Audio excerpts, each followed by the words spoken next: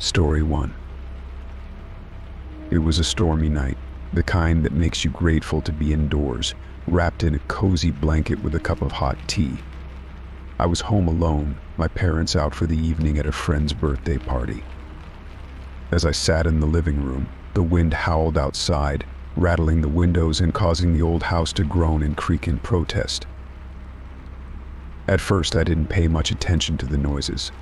After all, old houses have a way of settling and making all sorts of strange sounds, especially during a storm. But as the night wore on, the noises became more persistent, more unsettling. I could hear what sounded like footsteps above me on the second floor, where the bedrooms were. I tried to convince myself that it was just my imagination playing tricks on me. Maybe the wind was causing the floorboards to creak, or perhaps a loose window was causing the sound of footsteps. But deep down, I knew that wasn't the case. The footsteps were too deliberate, too rhythmic to be the result of a draft or a loose window. With a growing sense of unease, I decided to investigate. I slowly made my way upstairs, each creak of the floorboards beneath my feet echoing in the silent house. As I reached the top of the stairs, the footsteps abruptly stopped. I stood there, listening intently, but all I could hear was the sound of the wind outside and the rain drumming against the windows. I cautiously made my way down the hallway, checking each room, but they were all empty. I was about to turn back when I heard it again, the unmistakable sound of footsteps coming from the attic. The attic was a place I rarely ventured into, filled with old furniture and boxes of long-forgotten belongings. But tonight I had no choice but to confront whatever was up there. I pulled down the attic ladder, the hinges squeaking in protest as I climbed up into the darkness above. The attic was bathed in shadows, illuminated only by the dim light of my flashlight. I could hear the creaking floorboards more clearly now, coming from the far corner of the attic. As I approached, the creaking stopped, replaced by a low, guttural growling sound. My heart pounding in my chest, I aimed my flashlight towards the source of the sound, and what I saw made my blood run cold. There, huddled in the corner, was a figure unlike anything I had ever seen before. It was humanoid in shape, but its skin was pale and translucent, stretched taut over its emaciated frame. Its eyes were sunken pits of darkness, and its mouth twisted into a snarl, revealing rows of sharp, jagged teeth. I wanted to scream, to run, but I was rooted to the spot, unable to tear my gaze away from the creature before me. It slowly rose to its feet, its movements jerky and unnatural. I could hear the floorboards creaking beneath its weight as it began to shuffle towards me, its growls growing louder and more menacing. I knew I had to do something, to escape before it was too late. With a burst of adrenaline, I turned and ran, leaping down the attic ladder and slamming it shut behind me. I could hear the creature pounding after me, its growls reverberating through the house. I made it to the front door, my hands shaking as I fumbled with the lock. With a final twist, the door swung open, and I stumbled out into the storm, the rain soaking me to the bone. I didn't stop running until I reached the safety of a neighbor's house, where I collapsed, gasping for breath. When my parents returned home, they found me there, still shaken and incoherent. I tried to tell them what had happened, about the creature in the attic, but they dismissed it as a figment of my imagination, a result of being home alone during a storm. But I know what I saw that night, and I will never forget the creaking floorboards that heralded its arrival. To this day, I still shudder at the thought of that pale, twisted figure lurking in the shadows of the attic, waiting to unleash its horrors upon the unsuspecting. Story 2. The rain was coming down in torrents, the sound of it drumming against the windows like 1,000 tiny fingers. I was lying in bed, trying to read a book, but the flickering light was distracting me. At first, I thought it was just the storm causing the lights to flicker, but then I noticed a pattern to it. It was almost like Morse code, a series of short and long flickers. Curiosity got the better of me. and I decided to pay closer attention. As I watched, the flickering seemed to form a message. It was faint, and I had to concentrate to make it out, but there was definitely a pattern. I grabbed a pen and paper and started to write down the flickers, translating them into dots and dashes like Morse code. After a few minutes, I had a message. It read, "SOS help. Stuck." My heart skipped a beat. Was someone in trouble? I looked out the window, but I couldn't see anything in the darkness and the rain. I decided to call the power company, thinking there might be an electrical issue causing the flickering. When I got through to the operator, I explained the situation. She sounded skeptical but said she would send someone out to check. I hung up and waited, my eyes fixed on the flickering light. It continued for what felt like an eternity, the message repeating over and over again. Finally, there was a knock on the door. I opened it to find a man from the power company standing there, holding a flashlight. He looked tired and wet from the rain. I showed him to my bedroom, where the light was still flickering. He examined the light for a few minutes, then turned to me with a puzzled expression. "There's nothing wrong with the light," he said. "It must be something else causing the flickering." I was about to protest when I noticed something out of the corner of my eye. There, on the wall beside the light switch, was a small spider. It was moving in a strange, rhythmic pattern, causing the light to flicker in the same way. I felt a wave of relief wash over me. It was just a spider, not someone in trouble. I thanked the man from the power company and apologized for wasting his time. He just chuckled and said it happened more often than I might think. After he left, I sat back on my bed, feeling slightly foolish. But then I remembered the message the flickering had formed. SOS. Help. Stuck. It was such a strange coincidence that the spider's movements had created a message that seemed to cry out for help. I watched the spider for a few more minutes, marveling at its ability to unwittingly mimic Morse code. Then, feeling slightly amused by the whole situation, I grabbed a tissue and gently scooped up the spider, carrying it outside to release it into the rain. As I watched it scurry away into the darkness, I couldn't help but smile. It was just a spider, but for a moment it had been so much more. It had been a mystery, a message, a moment of intrigue in an otherwise ordinary night. And for that I was grateful. Story 3. It was a dark and stormy night, the kind that makes you grateful for the warmth and safety of your home. The rain was pounding against the windows, the wind howling like a banshee outside. I was curled up on the couch, wrapped in a blanket, trying to distract myself with a book. But the storm was too loud, too insistent, and I couldn't concentrate. That's when I heard a knock at the door. It was faint, almost imperceptible over the roar of the storm. I froze, listening intently, wondering if I had imagined it. But then it came again, louder this time, more insistent.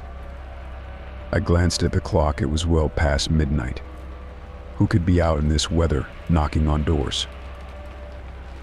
I hesitated, torn between curiosity and fear. Against my better judgment, I got up and made my way to the door.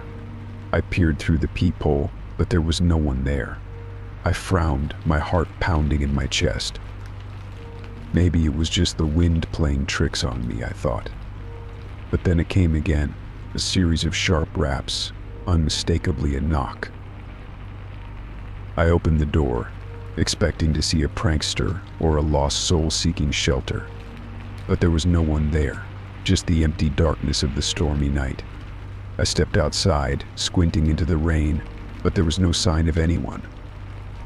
I shook my head, chalking it up to the storm playing tricks on my mind.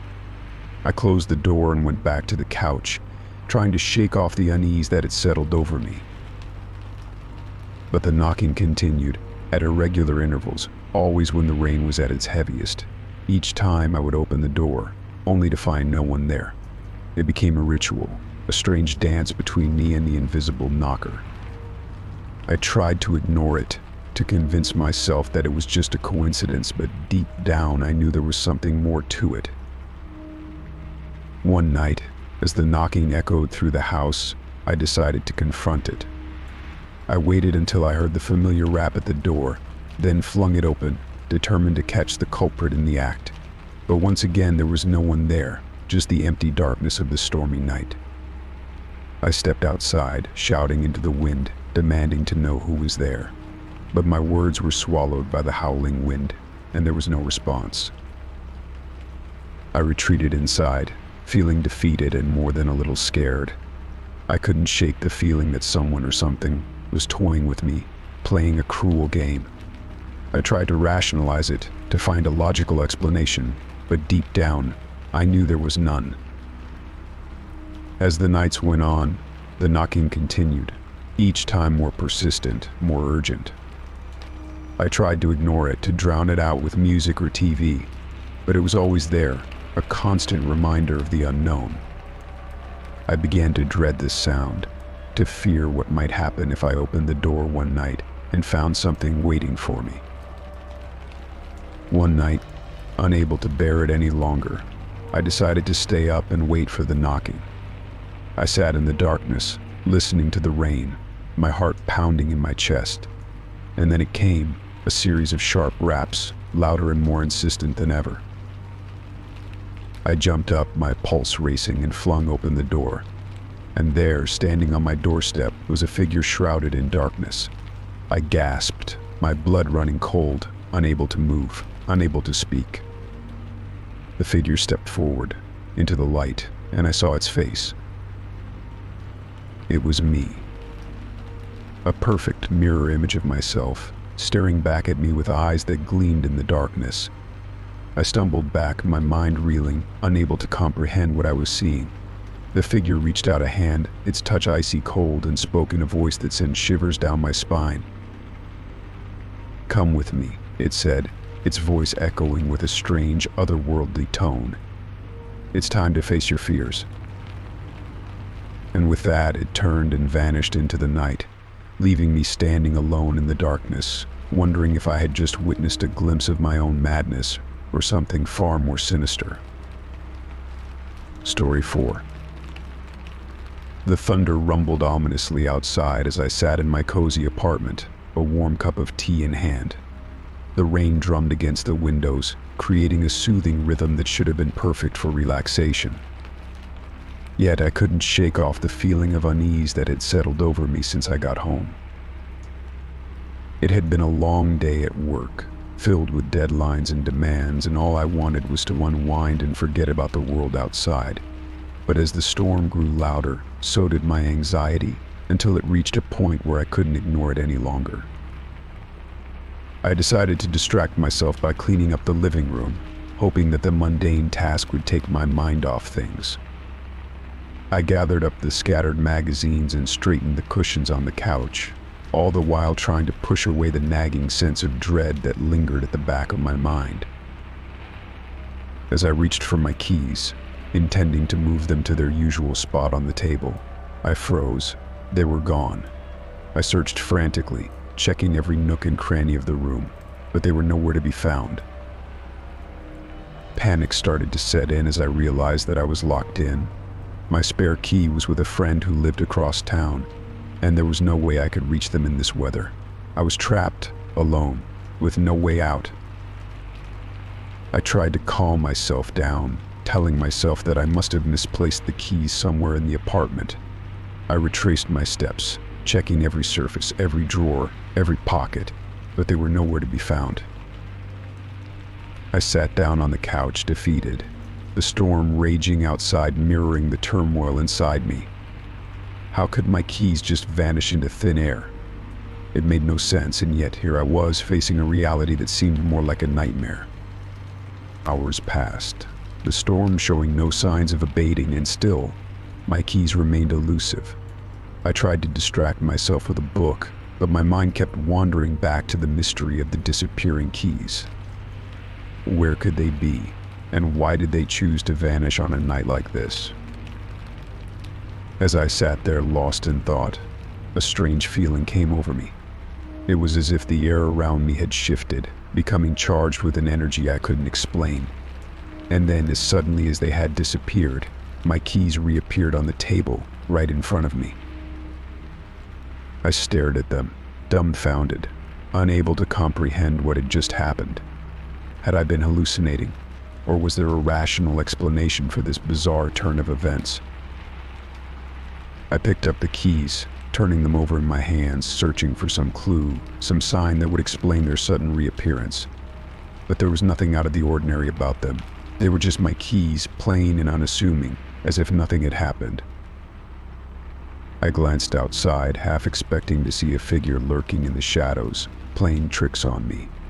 But the street was deserted, the storm having driven everyone indoors. I was alone, with no one to witness the strangeness of the night. I decided to put the incident behind me, chalking it up to fatigue and stress. I locked the door, double-checking to make sure it was secure, and headed to bed, hoping that sleep would bring some clarity to the events of the night. The next morning I woke up to bright sunshine streaming through the windows, the storm from the night before nothing but a distant memory. I made myself breakfast, still pondering the mystery of the disappearing keys, when the doorbell rang. I opened the door to find my neighbor standing there, a sheepish look on his face. He held out a set of keys, identical to mine, and explained that he had accidentally taken them instead of his own the night before. Relief flooded through me as I realized that there was a rational explanation for everything that had happened. It wasn't a ghost or a trickster playing games with me, it was just a simple mix-up that had spiraled out of control in my mind. I thanked my neighbor for returning the keys, laughing at the absurdity of the situation. He chuckled along with me, and as I closed the door, I couldn't help but feel grateful for the reminder that sometimes things aren't as mysterious as they seem. The disappearing keys were just a product of my overactive imagination, a result of stress and exhaustion, and as I went about my day, I made a mental note to always check my pockets before leaving the house, just in case my keys decided to pull another disappearing act.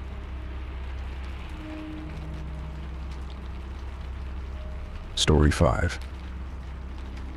The storm raged outside, the howling wind and driving rain, creating a cacophony that drowned out all other sounds. I sat by the fireplace, grateful for its warmth and the soft light it cast around the room.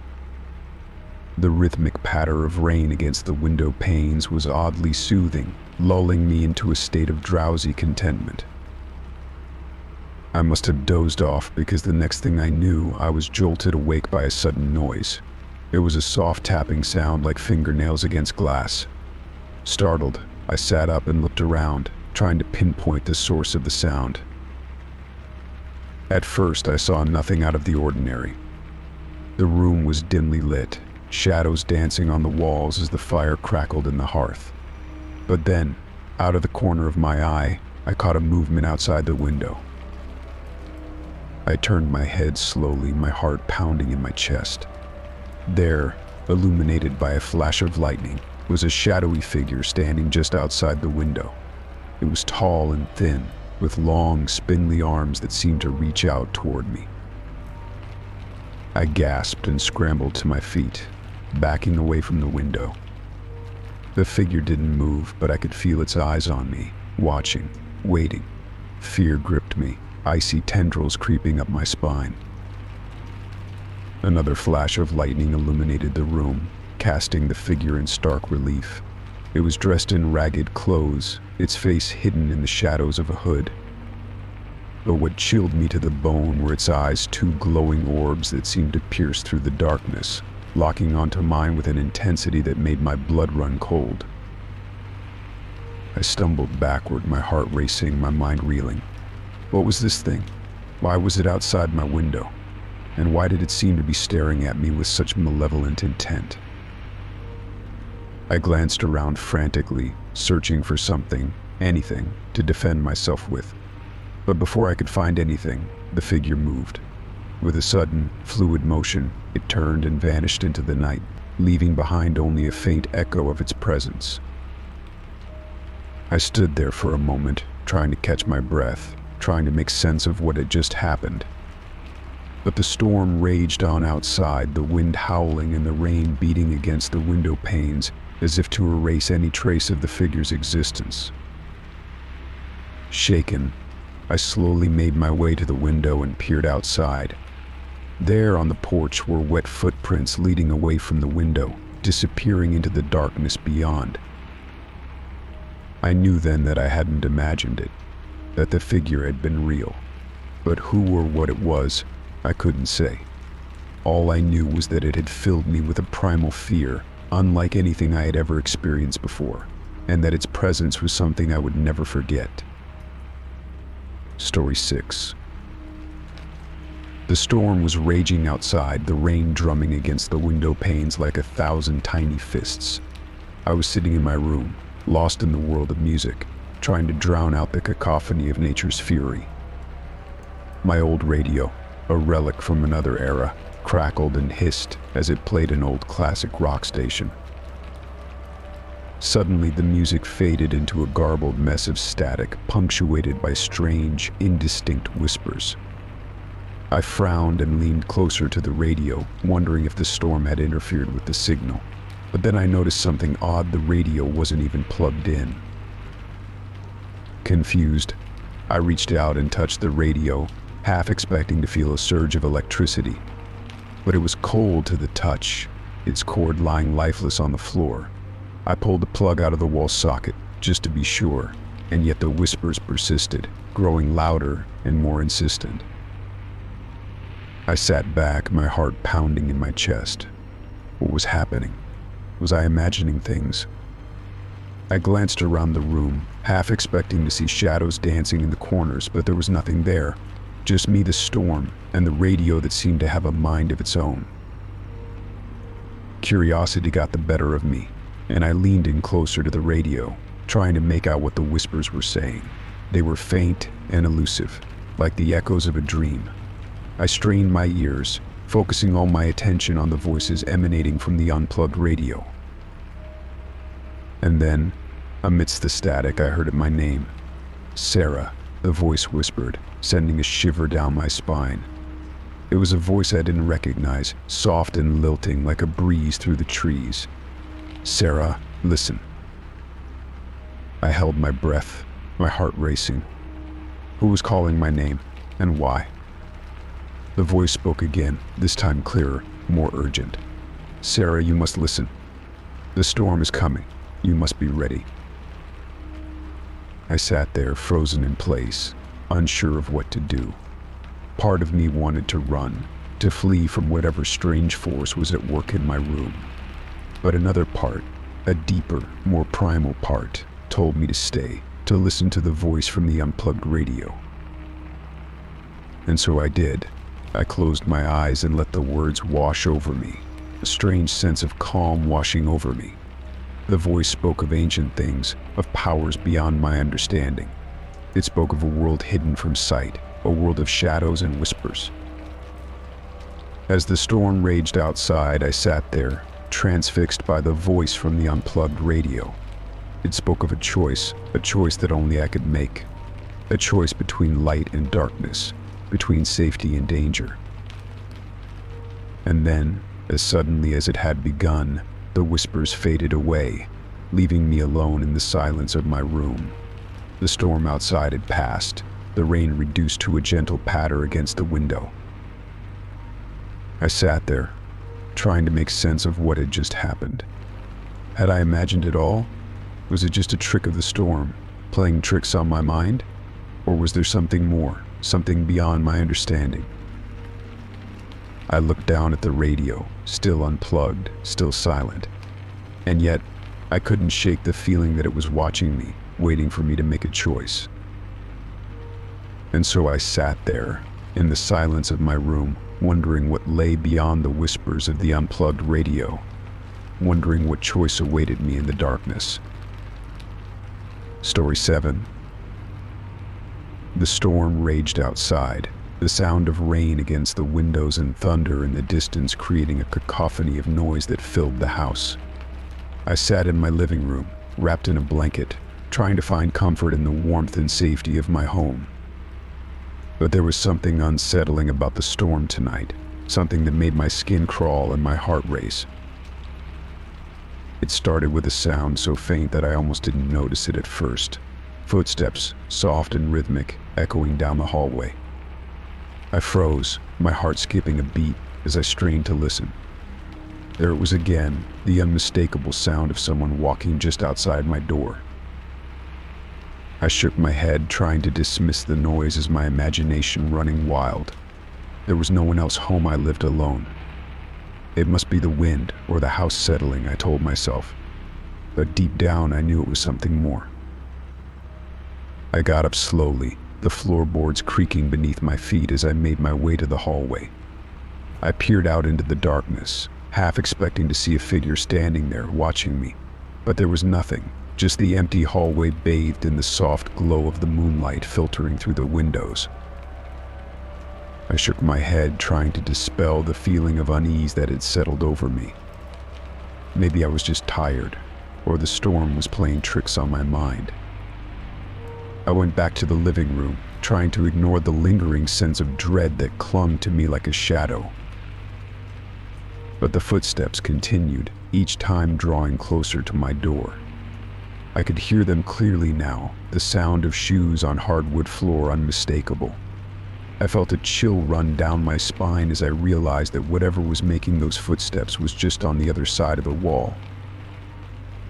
I mustered up the courage to investigate, telling myself that it was just my mind playing tricks on me. I opened the door slowly, expecting to see nothing but an empty hallway. But to my horror, the footsteps didn't stop. They continued, growing louder and more distinct with each passing second. I stepped into the hallway, my heart pounding in my chest, and that's when I saw it. A shadow, fleeting and indistinct, darting across the wall as if trying to avoid my gaze. I froze, my mind unable to comprehend what I was seeing. Was it a trick of the light, or something more sinister? I followed the shadow, my footsteps echoing in the empty hallway. It led me to the end of the corridor, where a window overlooked the stormy night outside. I looked out, half expecting to see someone standing there, but there was no one. Just the howling wind and the driving rain, a stark contrast to the eerie silence inside. I turned back, ready to retreat to the safety of my living room, when I heard it. A whisper, so soft that it was almost imperceptible. "Help me," it said, a plea carried on the wind. I spun around, searching for the source of the voice, but there was no one there. I was alone, with nothing but the sound of the storm for company. The whisper came again, more urgent this time, sending a shiver down my spine. I ran back to the living room, my heart racing, and locked the door behind me. I sat on the couch, trembling, unsure of what to do next. Was I losing my mind, or was there really something in my house? The footsteps continued, a steady rhythm that seemed to echo the beating of my heart. I closed my eyes, trying to block out the sound, but it persisted, growing louder and more insistent with each passing moment. I knew I had to do something, but fear held me in its grip, paralyzing me. I couldn't stay in that house, not with whatever was haunting it. I grabbed my phone and dialed a friend, hoping for some comfort, some reassurance that I wasn't going crazy. As I waited for them to pick up, the footsteps stopped. The house fell silent, the only sound the pounding of my heart in my ears. And then, a voice came over the phone, breaking the silence and bringing me back to reality. "Hello," my friend said, concern evident in their voice. "Are you okay?" I opened my mouth to speak, to tell them about the footsteps and the whispering voice, but before I could say anything, a loud crash sounded from the hallway. I screamed, dropping the phone as I scrambled to my feet. I ran to the door, my hands shaking as I unlocked it and threw it open. And there, standing in the hallway, was a figure shrouded in darkness. It didn't move, didn't speak. It just stood there, watching me with eyes that seemed to pierce through the darkness. I stumbled back, my mind reeling, and then, as suddenly as it had appeared, the figure vanished. The footsteps ceased, the whispering voice silenced. I was alone once more, with nothing but the storm outside for company. I stood there, trembling, unsure of what had just happened. Had it all been a hallucination, a trick of my mind, or had I truly come face to face with something otherworldly that night? I never found out the answer. The rest of the night passed without incident, and when morning came, the storm had passed, leaving behind a calmness that belied the events of the previous night. I moved out of that house shortly after, unable to shake off the feeling of unease that had settled over me. I never heard the footsteps again, never encountered the whispering voice. But the memory of that night has stayed with me, a reminder that sometimes the things we cannot explain are the most haunting of all. Story 8. The storm outside was relentless, the wind howling like a banshee and the rain beating against the windows with a fierce determination. I lay in bed, cocooned in blankets, trying to drown out the noise and drift off to sleep. But then, amidst the chaos of the storm, I heard a voice, faint and muffled, calling my name. I sat up, heart pounding, and strained to listen. The voice seemed to be coming from within the walls of my room, soft and indistinct, but unmistakably calling out to me. At first, I thought it was just my imagination, a trick of the wind and rain playing tricks on my mind. But the voice persisted, growing louder and more insistent with each passing moment.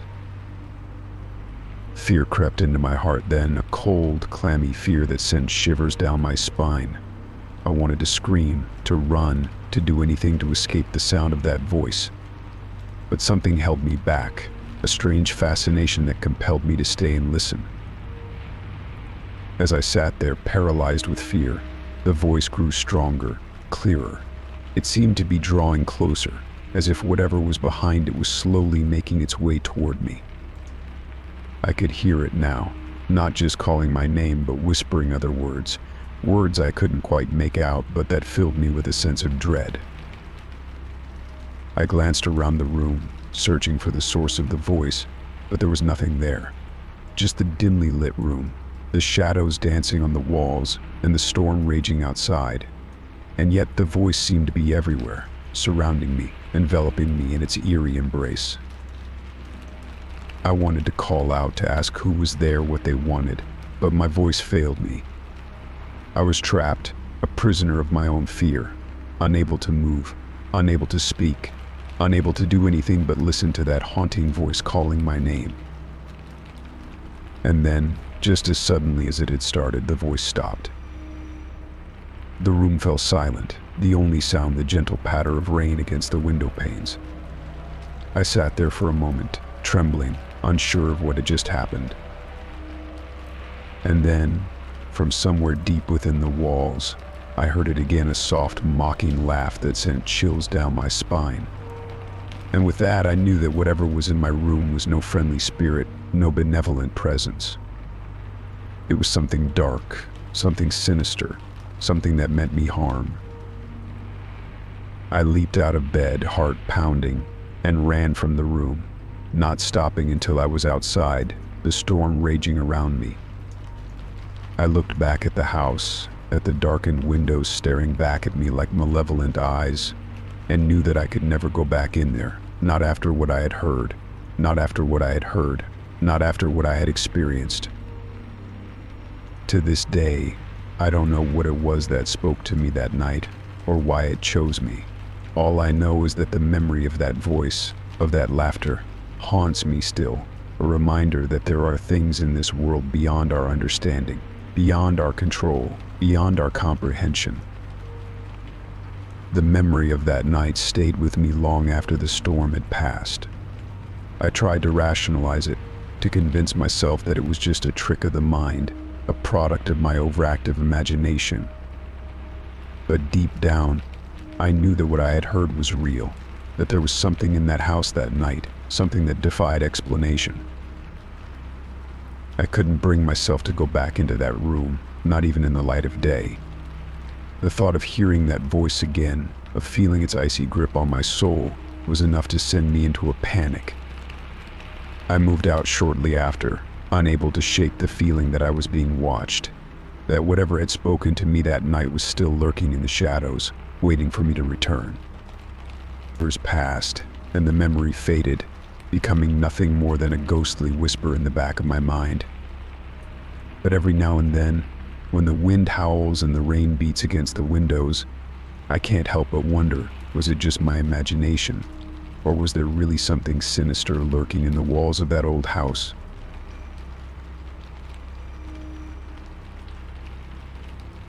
Story 9. The storm outside raged on, the wind howling like a pack of wolves, and the rain drumming against the windows like 1,000 tiny fingers.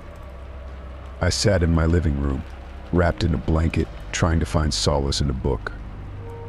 But the storm was relentless, its fury seeping into the house, unsettling everything within. And then, amidst the cacophony of the storm, I heard it. A soft creaking sound, rhythmic and persistent. I looked up from my book, my heart skipping a beat. The source of the sound was the old rocking chair in the corner of the room. It was moving, rocking back and forth, as if someone was sitting in it. I froze, my mind struggling to comprehend what I was seeing. There was no one else in the room, no one who could be rocking the chair. Yet there it was, moving with a steady, eerie rhythm. I watched in disbelief, my eyes wide with fear. The rocking chair was a family heirloom, passed down through generations. It had always been a source of comfort, a reminder of the love and history that filled the house. But now it was something else entirely, something inexplicable and unsettling. As I sat there, transfixed by the sight of the rocking chair moving on its own, a chill crept down my spine. I wanted to scream, to run from the house and never look back. But something held me in place, a morbid curiosity, perhaps, or a fear so profound that it paralyzed me. The rocking chair continued its steady motion, the creaking sound growing louder with each sway. I could feel the hairs on the back of my neck stand on end, my heart pounding in my chest. I knew then that I had to do something, that I couldn't simply sit there and watch as the chair moved on its own. Summoning every ounce of courage I had, I stood up and approached the chair. The floorboards creaked under my weight, adding to the eerie symphony of sounds that filled the room. I reached out a trembling hand and touched the back of the chair. The wood was smooth beneath my fingers, cool to the touch. I could feel the vibrations of its movement coursing through my hand. I pulled the chair to a stop, but it resisted, as if something unseen was still rocking it. "Who's there?" I called out, my voice barely a whisper. "Is someone there?" There was no response, only the sound of the storm outside and the creaking of the chair. I stood there for what felt like an eternity, my heart racing, my mind filled with 1,000 terrifying thoughts. And then, as suddenly as it had started, the rocking chair stopped. The room fell silent, save for the storm still raging outside. I sank into the chair, my legs trembling, my mind reeling. I didn't know what to make of what had just happened. Was it a trick of the light? A hallucination brought on by the storm? Or was it something else entirely, something that defied rational explanation? I spent the rest of the night in a state of heightened awareness, my senses on high alert for any sign of movement or sound. But the rocking chair remained still, silent, as if nothing had ever happened. In the days that followed, I couldn't shake the feeling of unease that had settled over me. I avoided the living room whenever possible, spending my evenings in the safety of my bedroom, far away from the old rocking chair. But no matter how hard I tried to forget, the memory of that stormy night lingered in the back of my mind, a constant reminder of the inexplicable and unsettling events that had taken place. And then, One evening as I sat in my bedroom, reading by the light of a bedside lamp, I heard it again, the soft, rhythmic creaking sound coming from the living room. I froze, my heart skipping a beat.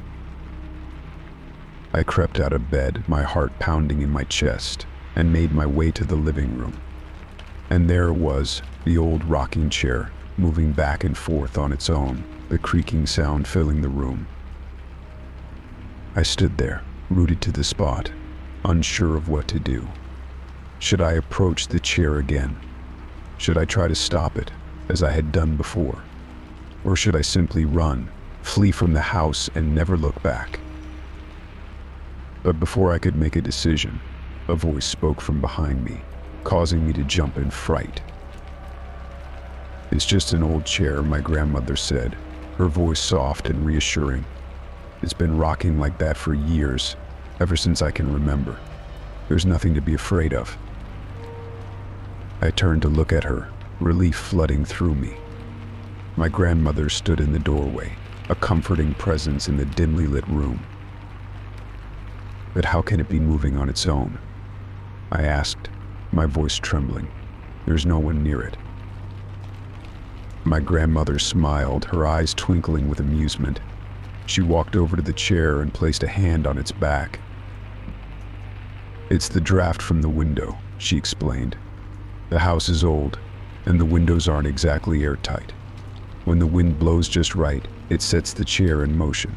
It's nothing to be afraid of, I assure you." I looked at the rocking chair, still moving back and forth, and felt a wave of relief wash over me. My grandmother was right. There was a rational explanation for the chair's movement, one that didn't involve ghosts or the supernatural. I thanked my grandmother for her explanation and followed her back to my bedroom. As I lay in bed, listening to the sound of the rocking chair in the living room, I felt a sense of peace settle over me. The mystery had been solved, and I could finally rest easy, knowing that there was no ghostly presence in my house, only an old chair rocking in the wind. Story 10.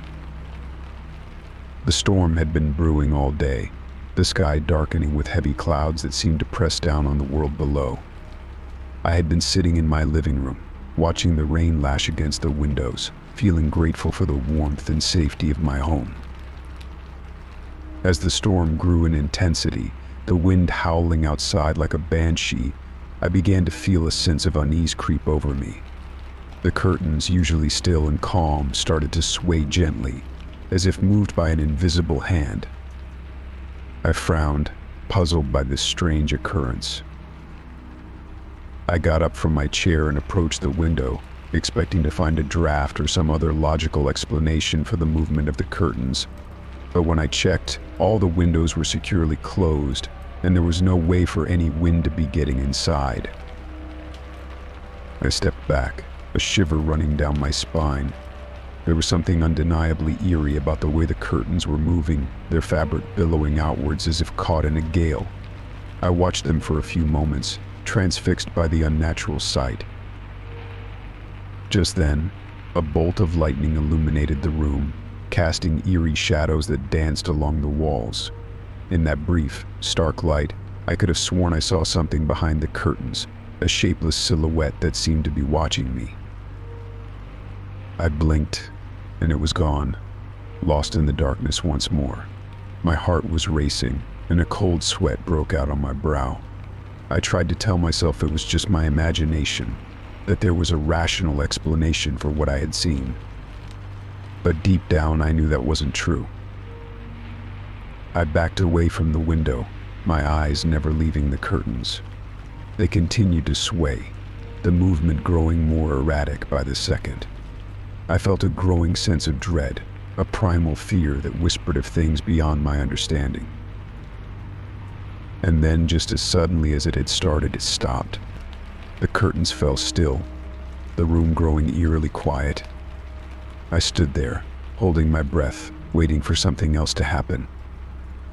But there was nothing. The storm outside continued to rage, but inside everything was calm. I hesitated, unsure of what to do next. Part of me wanted to leave, to flee from whatever unseen force was at play. But another part of me, a stubborn curiosity, urged me to stay and investigate further. I approached the curtains cautiously, my heart pounding in my chest. I reached out a hand to touch the fabric, half expecting to feel the rush of air that would explain everything. But as my fingers brushed against the curtain, I felt nothing. No breeze, no draft, just the smooth fabric beneath my fingertips. I pulled the curtain aside and peered outside, half expecting to see some logical explanation for what I had just witnessed. But the street was empty, the rain falling in a steady torrent. There was nothing there that could explain what had happened. I let the curtain fall back into place, my mind racing. There had to be a rational explanation for what was happening. Perhaps there was a leak somewhere and the water was causing the curtains to move.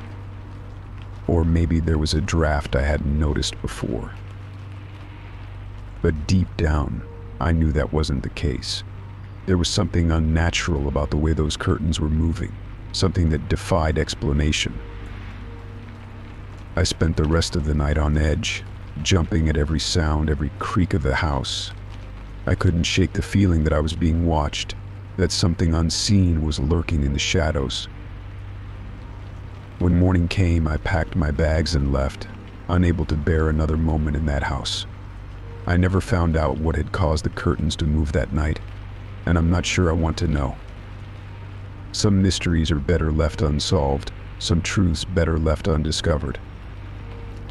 To this day, I can't pass a pair of curtains without feeling a shiver run down my spine, a reminder of that night when the world around me seemed to come alive with a mind of its own. And I wonder, was it just a trick of the light, or was there something more sinister at play? Story 11. The storm outside was fierce, with rain lashing against the windows and thunder rumbling in the distance. I sat in my living room, trying to distract myself with a book, but the sound of the storm made it difficult to concentrate. As I read, I thought I heard something else, a soft, melodic humming coming from the direction of the kitchen. At first, I dismissed it as my imagination, a trick of the wind and rain. But as the humming continued, I realized that it was real. I got up from the sofa, my heart pounding in my chest, and made my way to the kitchen. The humming grew louder as I approached, filling the room with its eerie melody. And then, as suddenly as it had started, the humming stopped. I stood there, my breath caught in my throat, listening to the silence that followed. I searched the kitchen, but there was no one there. The room was empty, save for me. I checked the windows and doors, but they were all securely closed. There was no rational explanation for the humming I had heard. I returned to the living room, my mind racing with possibilities. Could it have been a ghost, a spirit trying to communicate with me? Or was it something else entirely, something beyond my understanding? I sat back down on the sofa, trying to make sense of what had happened. The storm outside raged on, its intensity seeming to magnify the strangeness of the experience. I tried to focus on my book to distract myself from the unease that had settled over me. But the memory of the disembodied humming lingered, a reminder of the inexplicable events of that night. Days passed, and I tried to put the incident behind me, to convince myself that it had been a one-time occurrence. But the memory of the humming haunted me, a constant presence in the back of my mind. And then, one night, it happened again. I was in bed, trying to sleep despite the sound of the storm outside when I heard it, the soft, melodic humming coming from somewhere in the house. I got out of bed and followed the sound, which seemed to be coming from the direction of the kitchen. As I entered the kitchen, the humming stopped, leaving me standing in the eerie silence once more. I searched the kitchen, but like before, there was no one there. I was alone in the house, or so I thought. The humming continued sporadically over the next few weeks, always at night, always when the storm was at its fiercest. I tried to ignore it, to pretend that it wasn't happening, but the sound haunted me, a constant reminder of the inexplicable. I decided to seek help, to find someone who could explain the strange phenomenon. I contacted a paranormal investigator, someone who specialized in cases like mine. The investigator arrived a few days later, armed with an array of gadgets and instruments. He spent hours in the house, searching for any sign of paranormal activity. And then finally he found it. A small, hidden speaker in the kitchen, connected to a remote control. The speaker had been programmed to play the humming sound at random intervals, creating the illusion of a disembodied presence. It was a simple explanation, yet it filled me with relief. The mystery of the humming had been solved, and I could finally put it behind me. As the investigator packed up his equipment and prepared to leave, I thanked him for his help. He smiled and shook my hand, telling me that it was all in a day's work. But as I watched him drive away, I couldn't help but feel a sense of unease. The humming had been explained, yes, but there was still a part of me that wondered if there was more to it than met the eye. And as I sat in my living room, alone once more, I couldn't shake the feeling that the humming was just the beginning, that there were other mysteries waiting to be uncovered, lurking just beyond the edges of my understanding.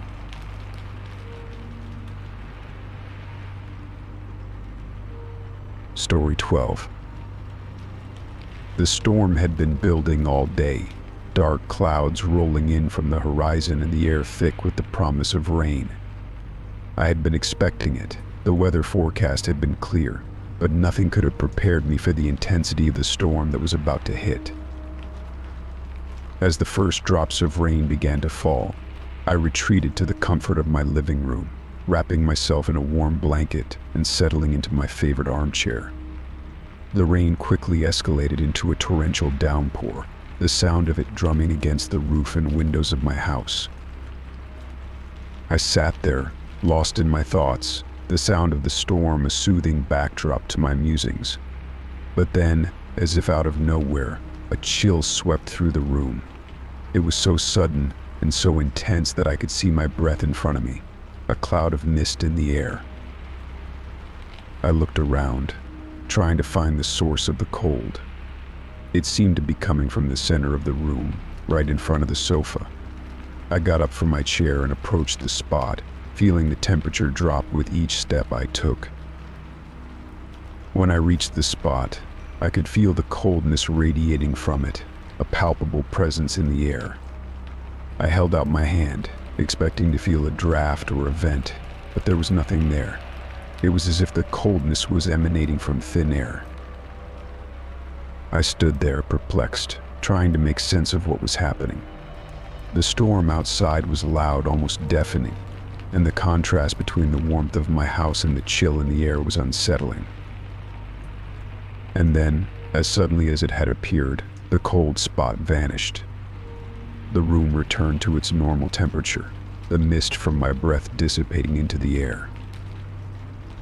I stood there for a moment, trying to process what had just happened.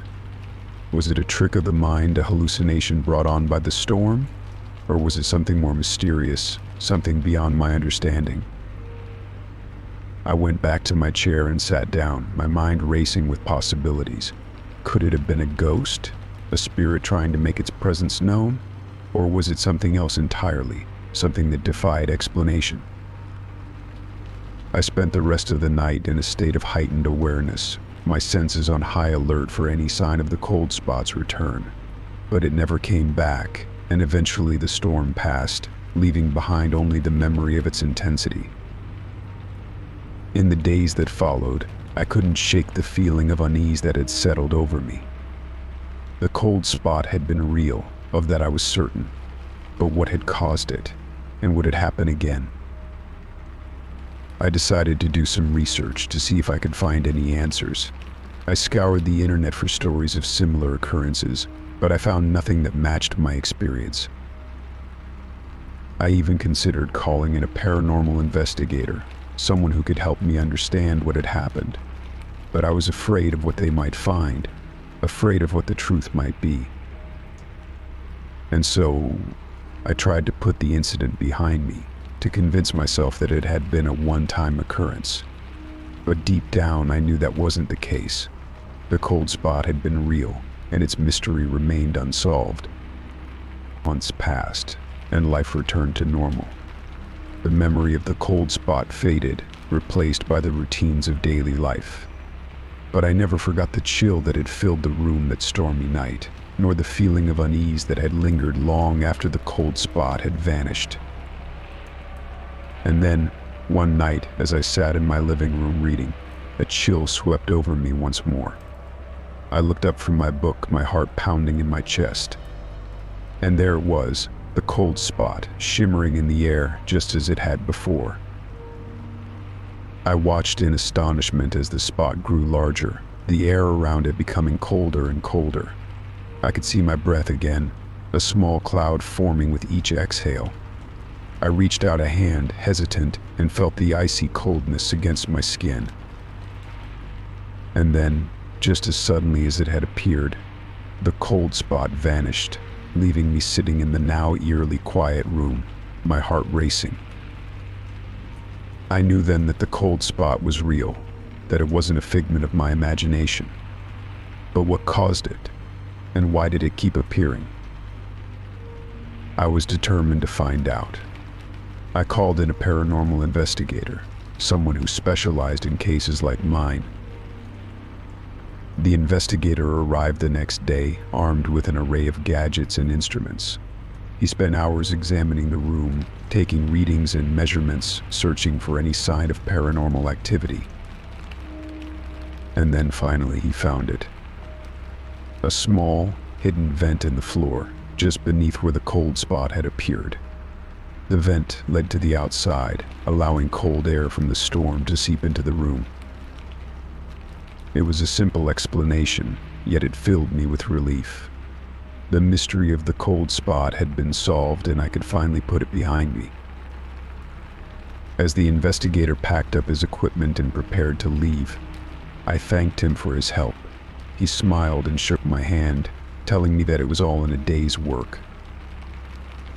But as I watched him drive away, I couldn't help but feel a sense of unease.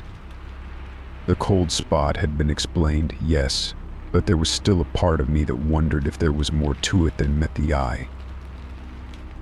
And as I sat in my living room, alone once more, I couldn't shake the feeling that the cold spot was just the beginning, that there were other mysteries waiting to be uncovered, lurking just beyond the edges of my understanding. Story 13. The rain was coming down in sheets, making it difficult to see more than a few feet ahead. I had been driving for hours, and the storm seemed to be following me, relentless in its pursuit. As I neared my hometown, the rain showed no signs of letting up. The road was slick with water, and I had to keep a firm grip on the wheel to stay in control of the car. And then, as I rounded a bend in the road, I saw them. Strange lights in the sky, moving erratically, dancing in the storm. I slowed the car to a stop, my eyes glued to the sky. The lights were unlike anything I had ever seen before, shifting and changing colors in a mesmerizing display. I reached for my phone, wanting to capture the phenomenon on camera, but before I could even unlock it, the lights vanished, disappearing into the storm as quickly as they had appeared. I sat there for a moment, trying to process what I had just seen. Was it a trick of the light, a reflection of something on my windshield, or was it something else entirely, something beyond my understanding? I shook my head, trying to clear it of such thoughts. It was probably just my tired mind playing tricks on me. I had been driving for hours, and the storm was making me see things that weren't there. I continued on my journey, but the memory of the lights lingered, haunting me like a ghost.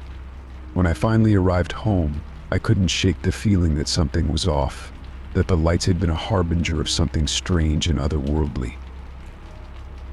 Over the next few days, I couldn't stop thinking about the lights. I searched the internet for any reports of similar sightings, but I found nothing.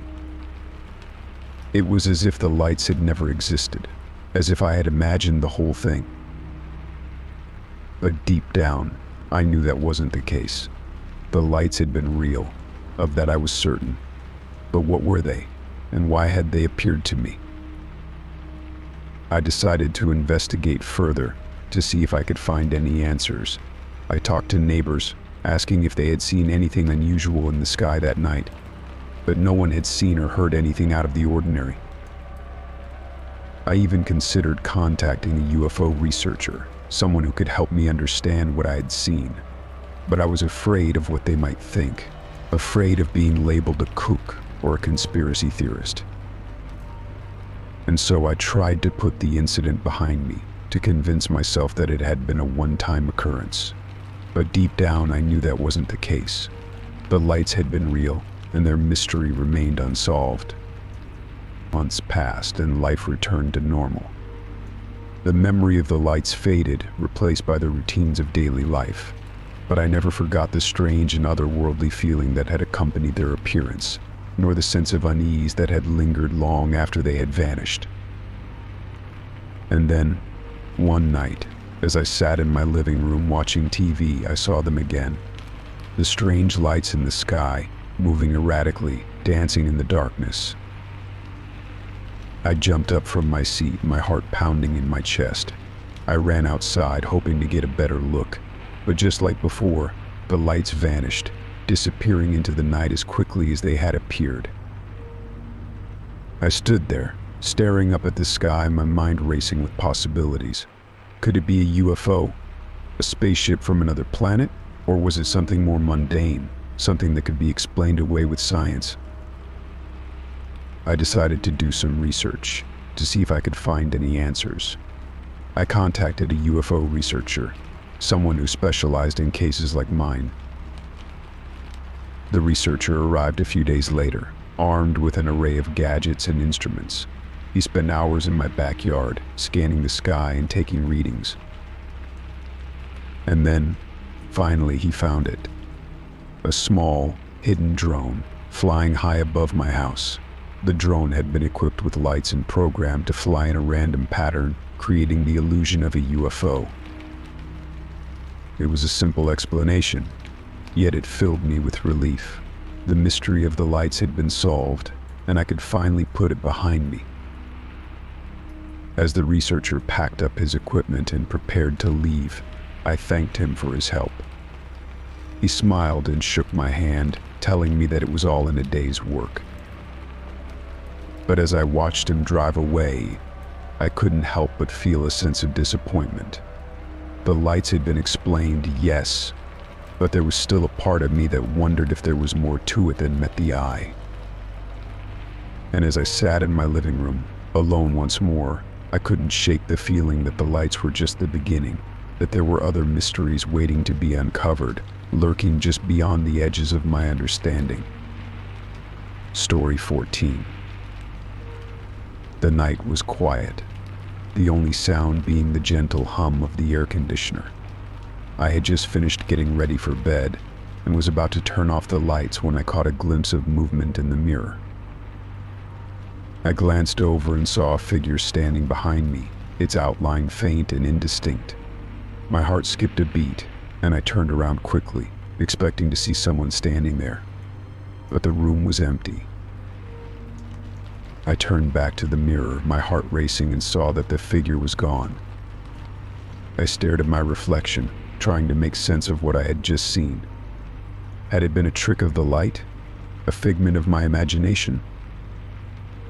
I shook my head, trying to clear it of such thoughts. It was probably just my tired mind playing tricks on me. I had been working long hours and was probably just seeing things. I turned off the lights and climbed into bed, trying to put the incident out of my mind. But as I lay there in the darkness, I couldn't shake the feeling of unease that had settled over me. The next day, I tried to forget about what had happened. I went about my day as usual, trying to convince myself that it had been nothing more than a momentary hallucination. But that night, as I stood in front of the mirror brushing my teeth, I saw it again. The figure standing behind me, its features still indistinct but unmistakably human. I spun around, toothbrush still in hand, but once again there was no one there. I turned back to the mirror, and the figure was gone.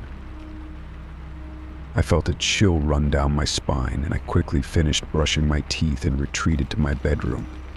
I lay in bed, staring at the ceiling, unable to shake the feeling of being watched. The following days were filled with a sense of dread. I avoided mirrors whenever possible, afraid of what I might see. But no matter how hard I tried to ignore it, the image of the figure in the mirror haunted me. I decided to confide in a friend, hoping that talking about it would help me make sense of what was happening. But when I told them about the figure in the mirror, they laughed it off, dismissing it as my imagination running wild.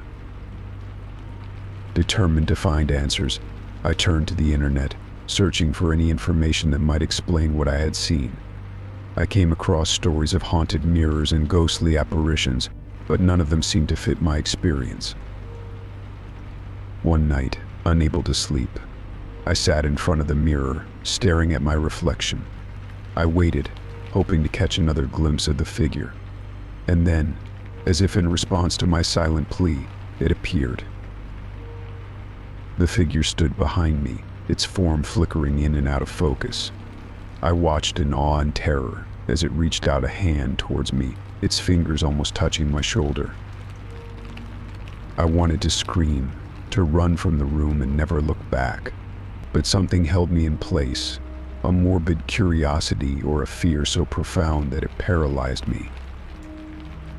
And then, as suddenly as it had appeared, the figure was gone. I was left alone in the darkness, my heart pounding in my chest. I knew then that I had to confront whatever was haunting me. I couldn't continue living in fear, constantly looking over my shoulder, afraid of what I might see in the mirror. I sought out a paranormal investigator, someone who could help me understand what was happening. They arrived at my house with a variety of equipment, ready to investigate the strange occurrences. They set up cameras and recording devices, hoping to capture evidence of the figure in the mirror. But as the night wore on, nothing happened. The figure did not appear, and the mirrors remained silent. Frustrated and afraid, I began to doubt my own sanity. Maybe I was imagining things, maybe there was nothing there at all. But then, just as I was about to give up hope, it happened again. I was standing in front of the mirror, brushing my teeth, when I saw the figure behind me. This time, instead of turning around, I reached out a hand towards the mirror, towards the figure. And to my surprise, my hand passed right through the glass, as if it were nothing more than air. I stumbled back in shock, staring at my hand in disbelief. The figure in the mirror smiled, its features becoming clearer and more defined. And then, with a final wave, it vanished, leaving me standing alone in the darkness. I was left with more questions than answers. Who was the figure in the mirror? What did it want from me? And why had it chosen to reveal itself to me? I may never know the answers to these questions, but one thing is certain: the figure in the mirror was real, and its presence in my life had changed me forever.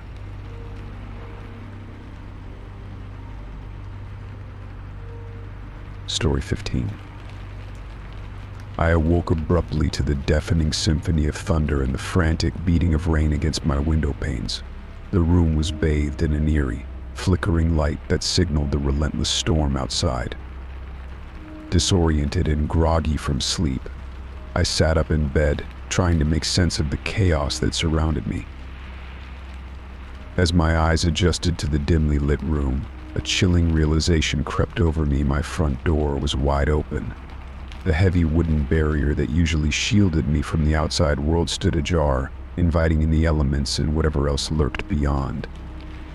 Panic set in as I frantically tried to recall the events of the evening. I vividly remembered locking the door before retiring to bed. The routine was ingrained in my nightly ritual. Yet here I was, confronted with the unsettling sight of an open doorway, a silent sentinel to the unknown. The hairs on the back of my neck bristled as I surveyed the darkened expanse of the hallway leading to the gaping entrance. The storm raged on outside, its fury echoing the turmoil within me. I was alone in the house that night, a fact that only amplified the sense of vulnerability that gripped my heart. Summoning every ounce of courage I possessed, I cautiously ventured out of the safety of my room and into the shadowy corridor. Each creak of the floorboards beneath my feet felt like a thunderclap in the stillness of the night. The air was thick with a palpable tension, a foreboding presence that seemed to lurk in every corner. As I approached the open door, a chill ran down my spine. The threshold between the familiar confines of my home and the unknown wilderness outside seemed to shimmer with an otherworldly energy. I hesitated, a flicker of doubt dancing in the recesses of my mind.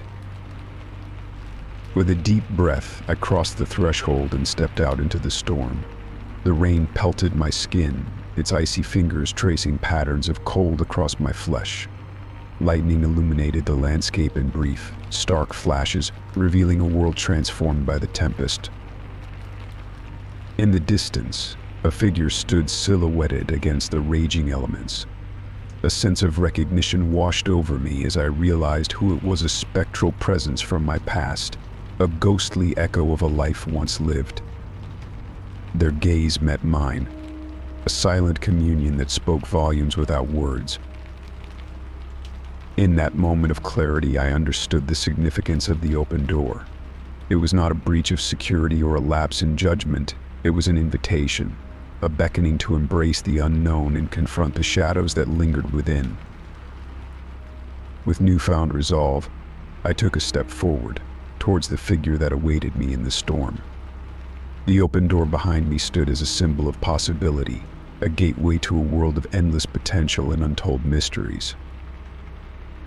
And as the storm raged on, I embraced the uncertainty that lay before me, knowing that within the heart of darkness there lay the promise of light. The open door was not a harbinger of fear, but a herald of transformation, a portal to a new beginning.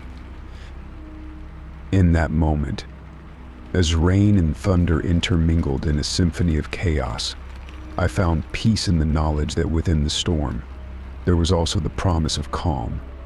The open door was not a threat, but a promise of endless horizons and boundless opportunities. And so, with a heart full of courage and a spirit unyielding, I stepped through the open door and into the unknown, ready to embrace whatever lay beyond. Story 16. The storm raged outside, its fury manifesting in thunderous crashes and blinding flashes of lightning. The sound of rain against my window pane provided a comforting rhythm as I settled into bed, seeking solace from the chaos that reigned beyond my walls. Little did I know that the tranquility of the night would soon be shattered by a phantom phone call. In the darkest hours, when sleep held me in its gentle embrace, my phone pierced the silence with its shrill ring. Startled, I fumbled for the device, my heart pounding in my chest. The screen illuminated, displaying my own number, a chilling sight that sent shivers down my spine. Hesitantly, I answered the call, half expecting a prank or a wrong number. But as soon as I brought the phone to my ear, I was greeted by a cacophony of static, punctuated by faint whispers that seemed to echo from a distant realm.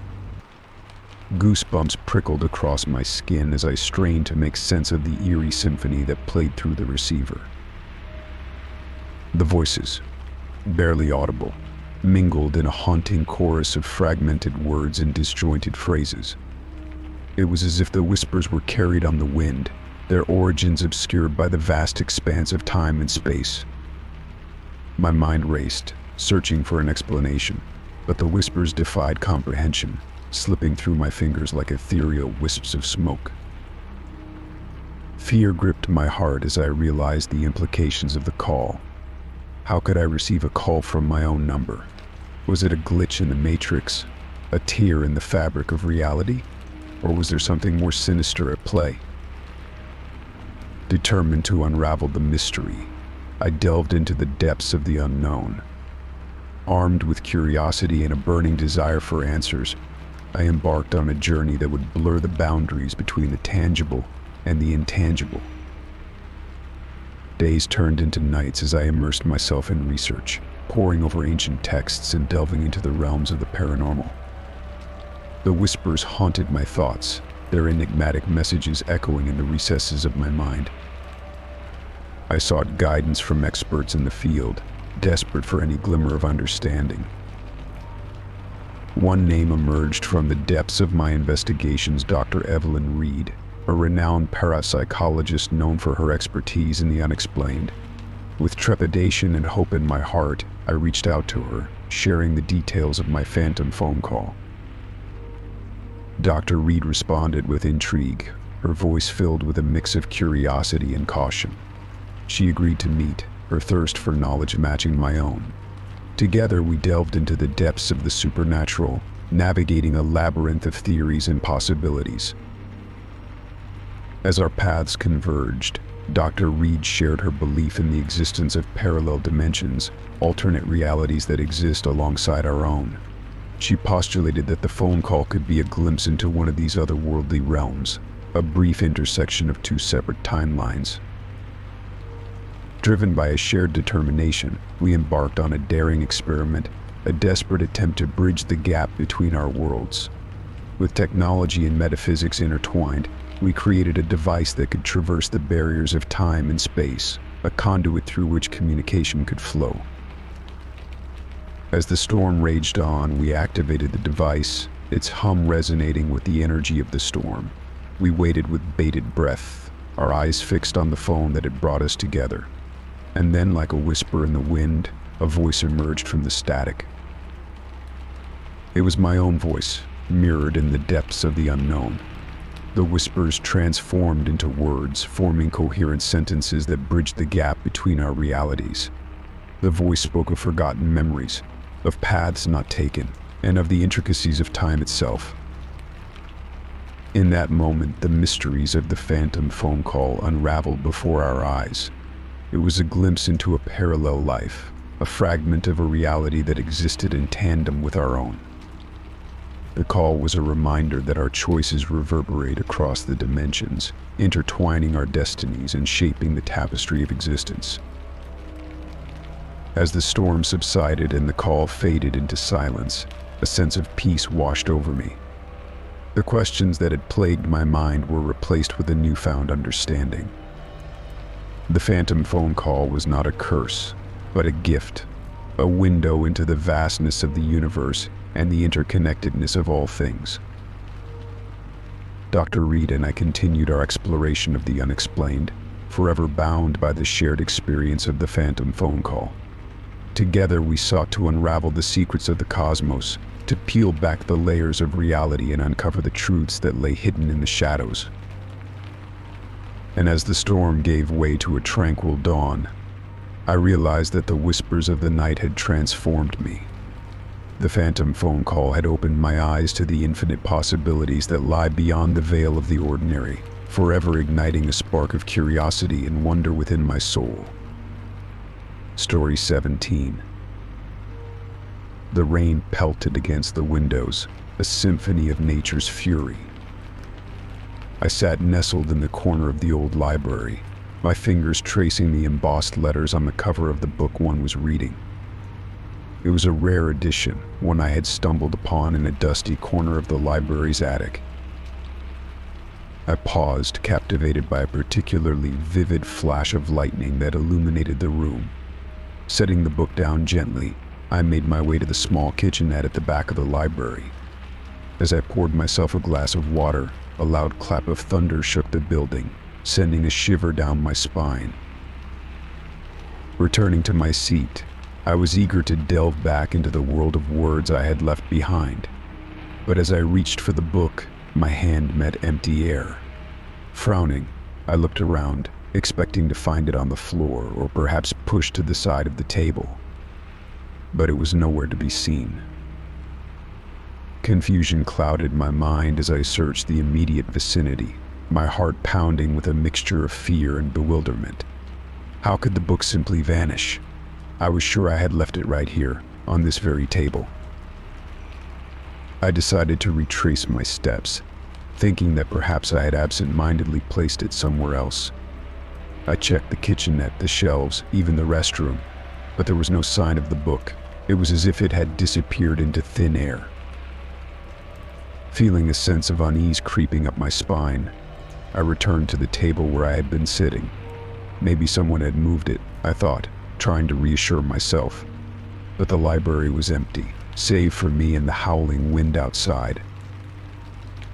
I began to feel a sense of dread settle over me, a feeling that something was not quite right.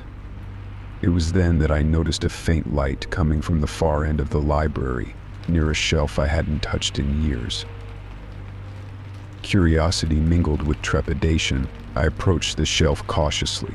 To my astonishment, nestled among the dusty tomes and forgotten volumes, was the book one had been reading. It was open to the very page where I had left off, as if it had never been moved. I reached out to touch it, half expecting it to disappear again. But it was solid and real, its pages whispering tantalizing secrets. I flipped through them, trying to make sense of what had just happened. As I read, a realization dawned on me. The book was no ordinary tome, it was a gateway to another world. A world where the lines between reality and fiction blurred and anything was possible. I had stumbled upon a secret that was meant to remain hidden, a secret that could alter the course of my life forever. And as the storm raged on outside, I knew that my adventure was just beginning. The discovery of the book opened up a floodgate of questions in my mind. How had it ended up on that shelf? What was its significance? And most importantly, what secrets did its pages hold? I spent hours poring over the book, immersing myself in its mysterious contents. It was a collection of stories unlike anything I had ever read before. Each tale was more fantastical than the last, filled with magic, adventure, and danger. But as I delved deeper into the book, I began to notice something strange. The stories seemed to be changing before my very eyes. Words shifted on the page, characters moved in ways that defied logic, and entire plot lines twisted and turned like a maze.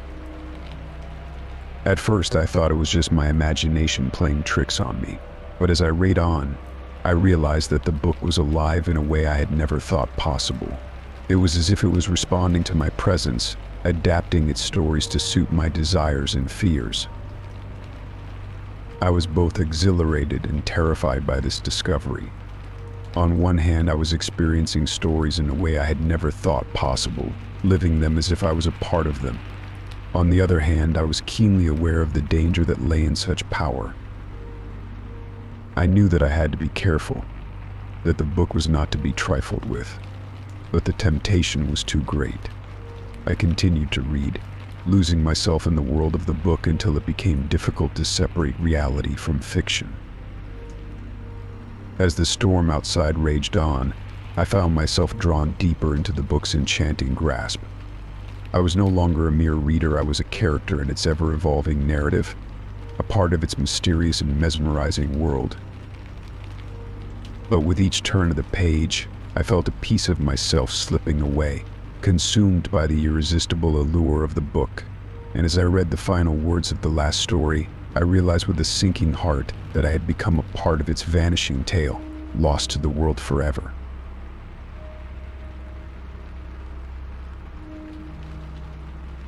Story 18. The night was silent, or so it seemed at first. As I lay in bed, drifting on the cusp of sleep, a sound intruded upon the stillness. It was faint at first, almost imperceptible, like a distant echo. But as I listened more closely, I realized that it was coming from the walls of my apartment. It was a rhythmic banging, like someone pounding their fists against the plaster. I sat up, my heart pounding in my chest. I was alone in the apartment, or so I thought. The sound seemed to be coming from the wall that separated my bedroom from the living room. I got out of bed and cautiously approached the wall, pressing my ear against it. The banging was louder now, more insistent, as if whatever was causing it was trying to get my attention. I rapped my knuckles against the wall, trying to determine if there was something on the other side. To my surprise, the banging stopped, replaced by an eerie silence. I stood there for a moment, unsure of what to do next. Was I imagining things? Was it just the building settling, or was there something more sinister at play? I returned to bed, but sleep eluded me. The banging started again, this time from the wall behind me. I turned around, my heart racing. It was as if whatever was causing the noise was moving around the apartment, always just out of sight. I got out of bed once more, determined to find the source of the sound. I checked the living room, the kitchen, even the bathroom, but there was nothing there. The banging seemed to be coming from the very walls themselves, as if the building was alive and trying to communicate with me. I began to feel a sense of unease settle over me. What if there was someone in the apartment with me, hiding in the walls? I searched every nook and cranny, but there was no sign of anyone or anything. As the night wore on, the banging grew louder and more frequent, as if whatever was causing it was growing impatient. I felt a sense of dread creep over me, a feeling that I was not alone in the apartment. I decided to call the building manager, hoping that he could shed some light on the situation. But when I picked up the phone, there was no dial tone, only static. I tried again and again, but the result was always the same. I was beginning to feel trapped, as if the walls of my apartment were closing in around me. The banging continued, growing louder and more frantic with each passing moment. I felt a sense of desperation, a need to escape, but I didn't know where to go or what to do. And then, just as suddenly as it had started, the banging stopped. The apartment was silent once more, save for the sound of my own ragged breathing. I stood there, trembling, unsure of what had just happened. I spent the rest of the night sitting in the corner of my bedroom, my back against the wall, listening for any sign of the banging, but it never came. As the first light of dawn crept through the curtains, I dared to hope that whatever had been haunting me had finally gone. But as I stepped out into the hallway, I saw the building manager approaching, a look of concern on his face. He asked me if everything was all right, if I had heard the banging on the walls. I nodded, unable to find the words to describe what I had experienced. He explained that the building was old, that it had a history of strange noises and unexplained phenomena. He offered to move me to a different apartment, but I declined. I knew that whatever had been banging on the walls was gone now, but the memory of that night would stay with me forever. It was a reminder that there are things in this world that defy explanation, that lurk in the shadows just out of sight. And sometimes they make themselves known in the most unsettling of ways. Story 19. The room was cast in an eerie glow from the flickering light of the television. The storm outside raged on, the wind howling and rain pelting against the windows. I sat on the edge of the couch, my eyes fixed on the screen, watching as the static danced across it like ghostly figures. It had started a few minutes ago, just a subtle flicker at first, but now the television was going haywire. I reached for the remote, trying to change the channel or turn it off, but the buttons seemed to have no effect. The static grew more intense, filling the room with its electric buzz. And then suddenly the static cleared, replaced by a brief image of a face. It was pale and gaunt, with hollow eyes that seemed to stare right through me. I gasped, recoiling in shock, but before I could react further, the television turned off completely, plunging the room into darkness. I sat there for a moment, trying to process what had just happened. Had I imagined it? Was it just a glitch in the television, or was there something more sinister at play? I tried to turn the television back on, but it remained stubbornly silent. I checked the power cord, the connections, but everything seemed to be in order. Frustrated and unnerved, I decided to call the cable company in the morning, hoping they could shed some light on the situation. As I made my way to bed, the image of the face lingered in my mind, haunting me. I tossed and turned, unable to shake the feeling of unease that had settled over me. The next morning I called the cable company, but they were unable to explain what had happened. They suggested that it might have been a power surge or a temporary glitch in the system. But deep down, I knew that there was more to it than that. Over the following days, strange things began to happen in my apartment. Lights would flicker, appliances would turn on and off by themselves, and I would often catch glimpses of movement out of the corner of my eye. I tried to convince myself that it was just my imagination, that there was a rational explanation for everything. But deep down I knew that something was not right. One night as I was watching television in the living room, the screen flickered to life once more. This time, instead of static, it displayed a series of numbers and symbols, flashing by too quickly for me to make sense of them. I grabbed a pen and paper, trying to write them down before they disappeared. But as I did, the television suddenly went silent, the screen going black once more. I was about to give up when I heard a voice behind me. It was faint, almost imperceptible, but it was there. I turned around, but there was no one there. The voice seemed to be coming from the television itself. I approached it cautiously, my heart pounding in my chest. And then, as if in response to my unspoken question, the television turned on once more. The screen was filled with static, but this time it seemed to be forming shapes.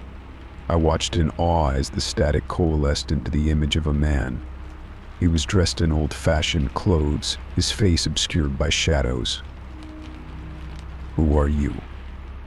I asked, my voice barely a whisper. The man on the screen smiled, a sad, wistful smile. "I am trapped between worlds," he said. "Help me." I was taken aback by his words. Trapped between worlds? What did he mean? Before I could ask any more questions, the television flickered once more, the image fading away. I was left alone in the dark, with more questions than answers. I spent the next few days trying to unravel the mystery of the flickering television. I researched the history of my apartment building, hoping to find some clue as to who the man on the screen might have been. But the more I searched, the more elusive the answers became. It was as if the mystery was slipping through my fingers, just out of reach. And then, one night, as I sat in front of the television, it flickered to life once more. This time, instead of static, it displayed a clear image of the man's face. He looked at me, his eyes filled with longing. "I need your help," he said, his voice echoing in the room. "I am trapped in the world between worlds, unable to move on. You are the only one who can help me." I was taken aback by his words, unsure of what to do. But deep down, I knew that I couldn't ignore his plea for help. With a newfound determination, I set out to unravel the mystery of the man in the television. I spent hours researching, piecing together clues and following leads. And slowly, but surely, the pieces began to fall into place. I discovered that the man was a former resident of the building, a scientist who had been working on a groundbreaking experiment involving parallel universes. But something had gone wrong, and he had become trapped between worlds, his consciousness trapped in the electrical systems of the building. Armed with this knowledge, I set out to free him from his prison. With the help of a friend who was well versed in the supernatural, we performed a ritual to open a portal to the world between worlds. As the portal opened, I felt a surge of energy wash over me, The man's face appeared once more, this time filled with gratitude. "Thank you," he said, his voice fading away as he passed through the portal, finally able to move on to the next world. With a sense of satisfaction, I watched as the portal closed, sealing the man's fate. The television flickered once more, and then returned to normal, as if nothing had happened. But I knew that something had changed. I had helped a soul find peace, and in doing so, had unlocked a mystery that had haunted my apartment for years. Story 20.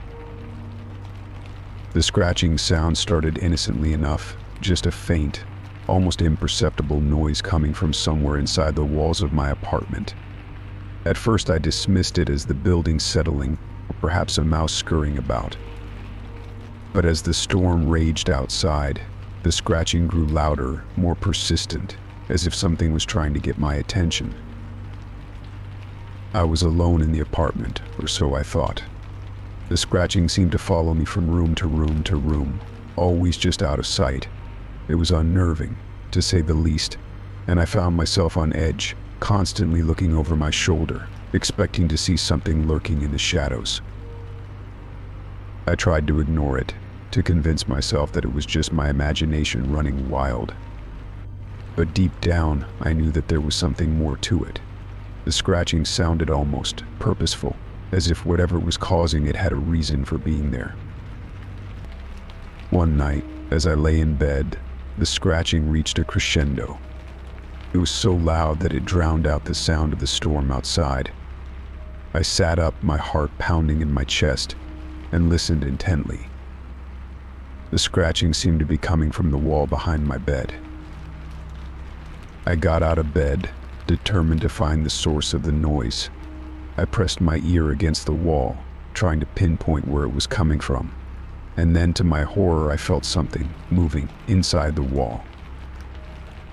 I recoiled, a scream catching in my throat. Whatever was in there was alive, and it was trying to get out. I stumbled out of the bedroom, my mind racing. What could it be? A rat, a raccoon, or something even more sinister? I called the building manager, but he was unable to come until the storm had passed. I was on my own, trapped in the apartment with whatever was lurking inside the walls. The scratching continued throughout the night, growing louder and more frantic with each passing moment. I tried to drown it out with music, with the television, but nothing worked. It was as if the noise had taken on a life of its own, determined to drive me to madness. As dawn broke, the scratching finally stopped. I breathed a sigh of relief, thinking that whatever had been inside the walls had finally moved on. But as I made my way to the kitchen to make some coffee, I heard a faint scratching coming from the living room. I froze, my blood running cold.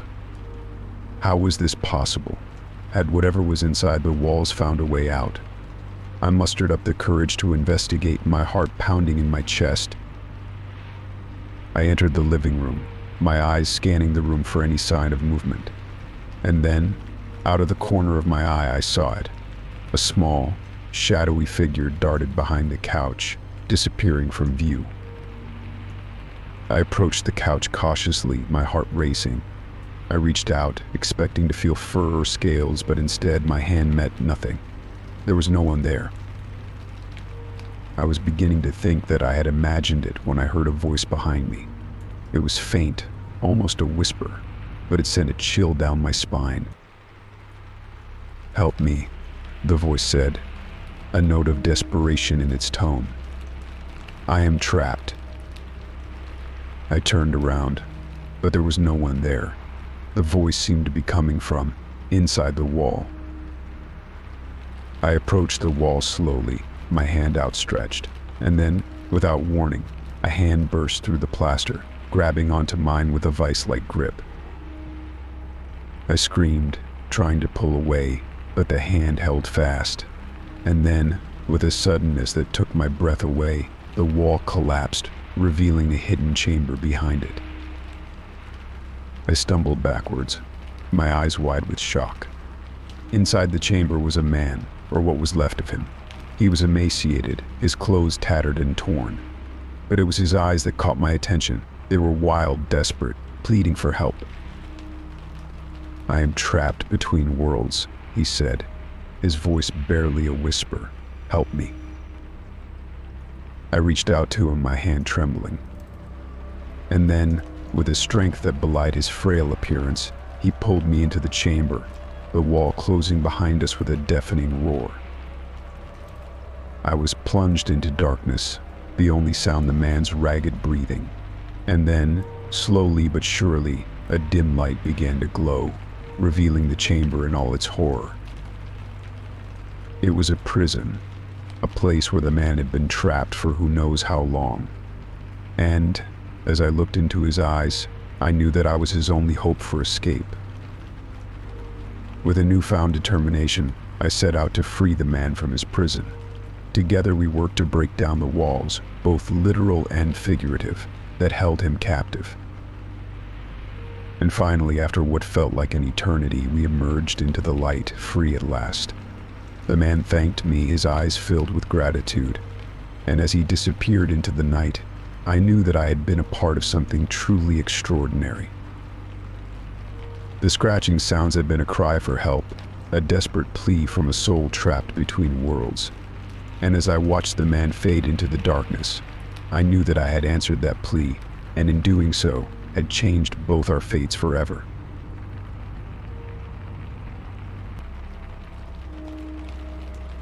Story 21. The morning started like any other, with the patter of rain against the windows and the distant rumble of thunder. I shuffled into the kitchen, rubbing the sleep from my eyes in frozen surprise. There on the kitchen table was an old photograph. It depicted a young child, unmistakably me, smiling at the camera. But there was something off about it. The photo looked aged, as if it had been taken decades ago, yet I had never seen it before. I picked up the photograph, studying it closely. The child in the picture was wearing clothes from another era, a style long out of fashion. The background was unfamiliar, a place I didn't recognize. Confusion clouded my mind. How had this photograph ended up on my kitchen table?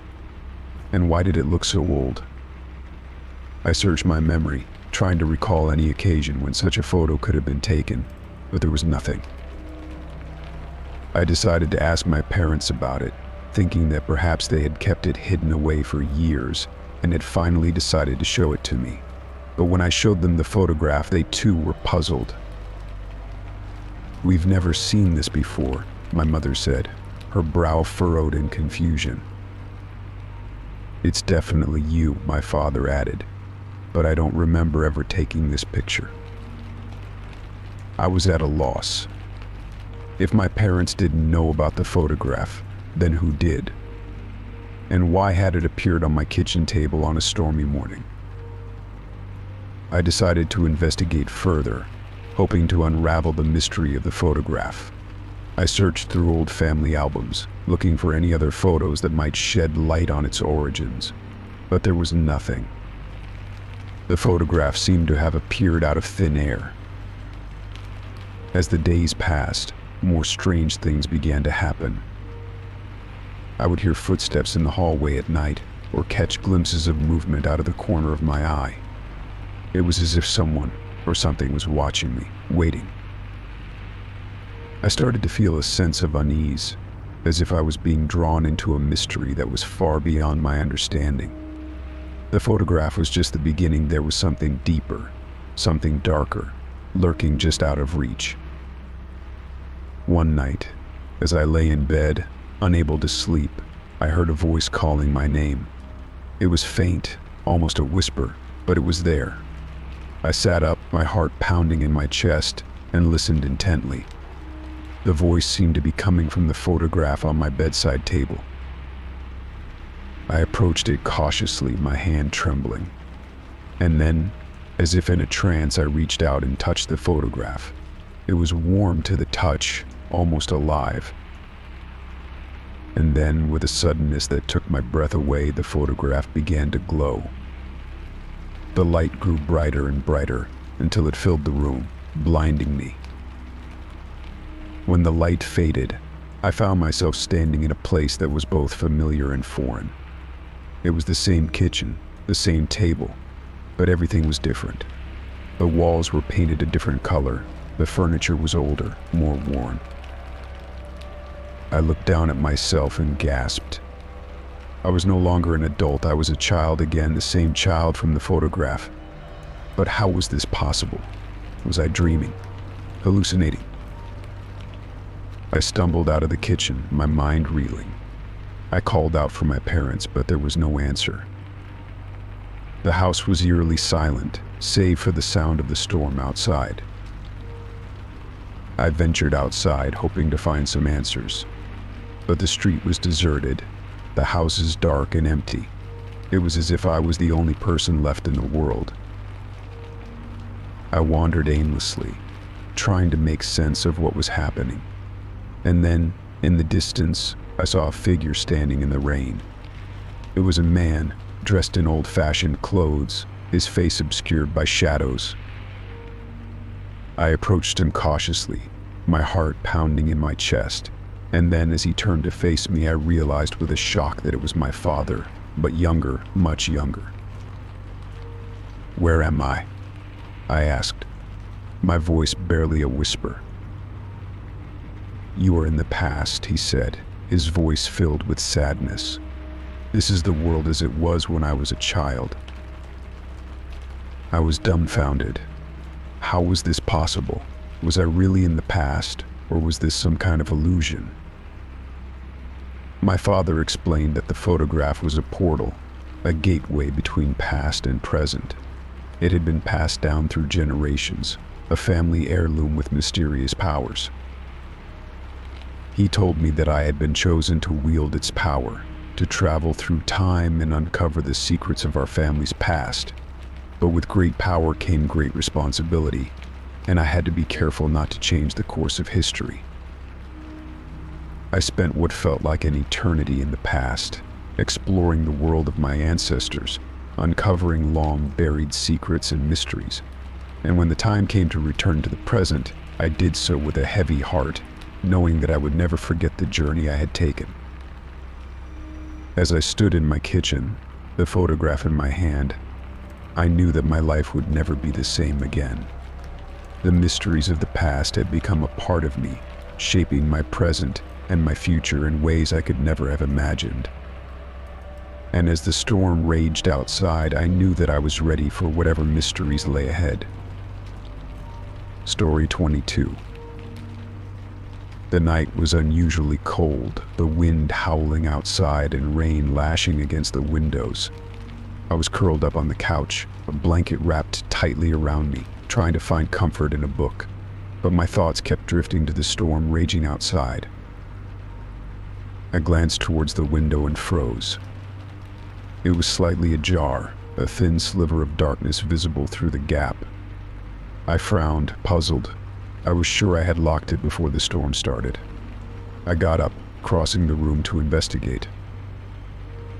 As I approached the window, a chill ran down my spine.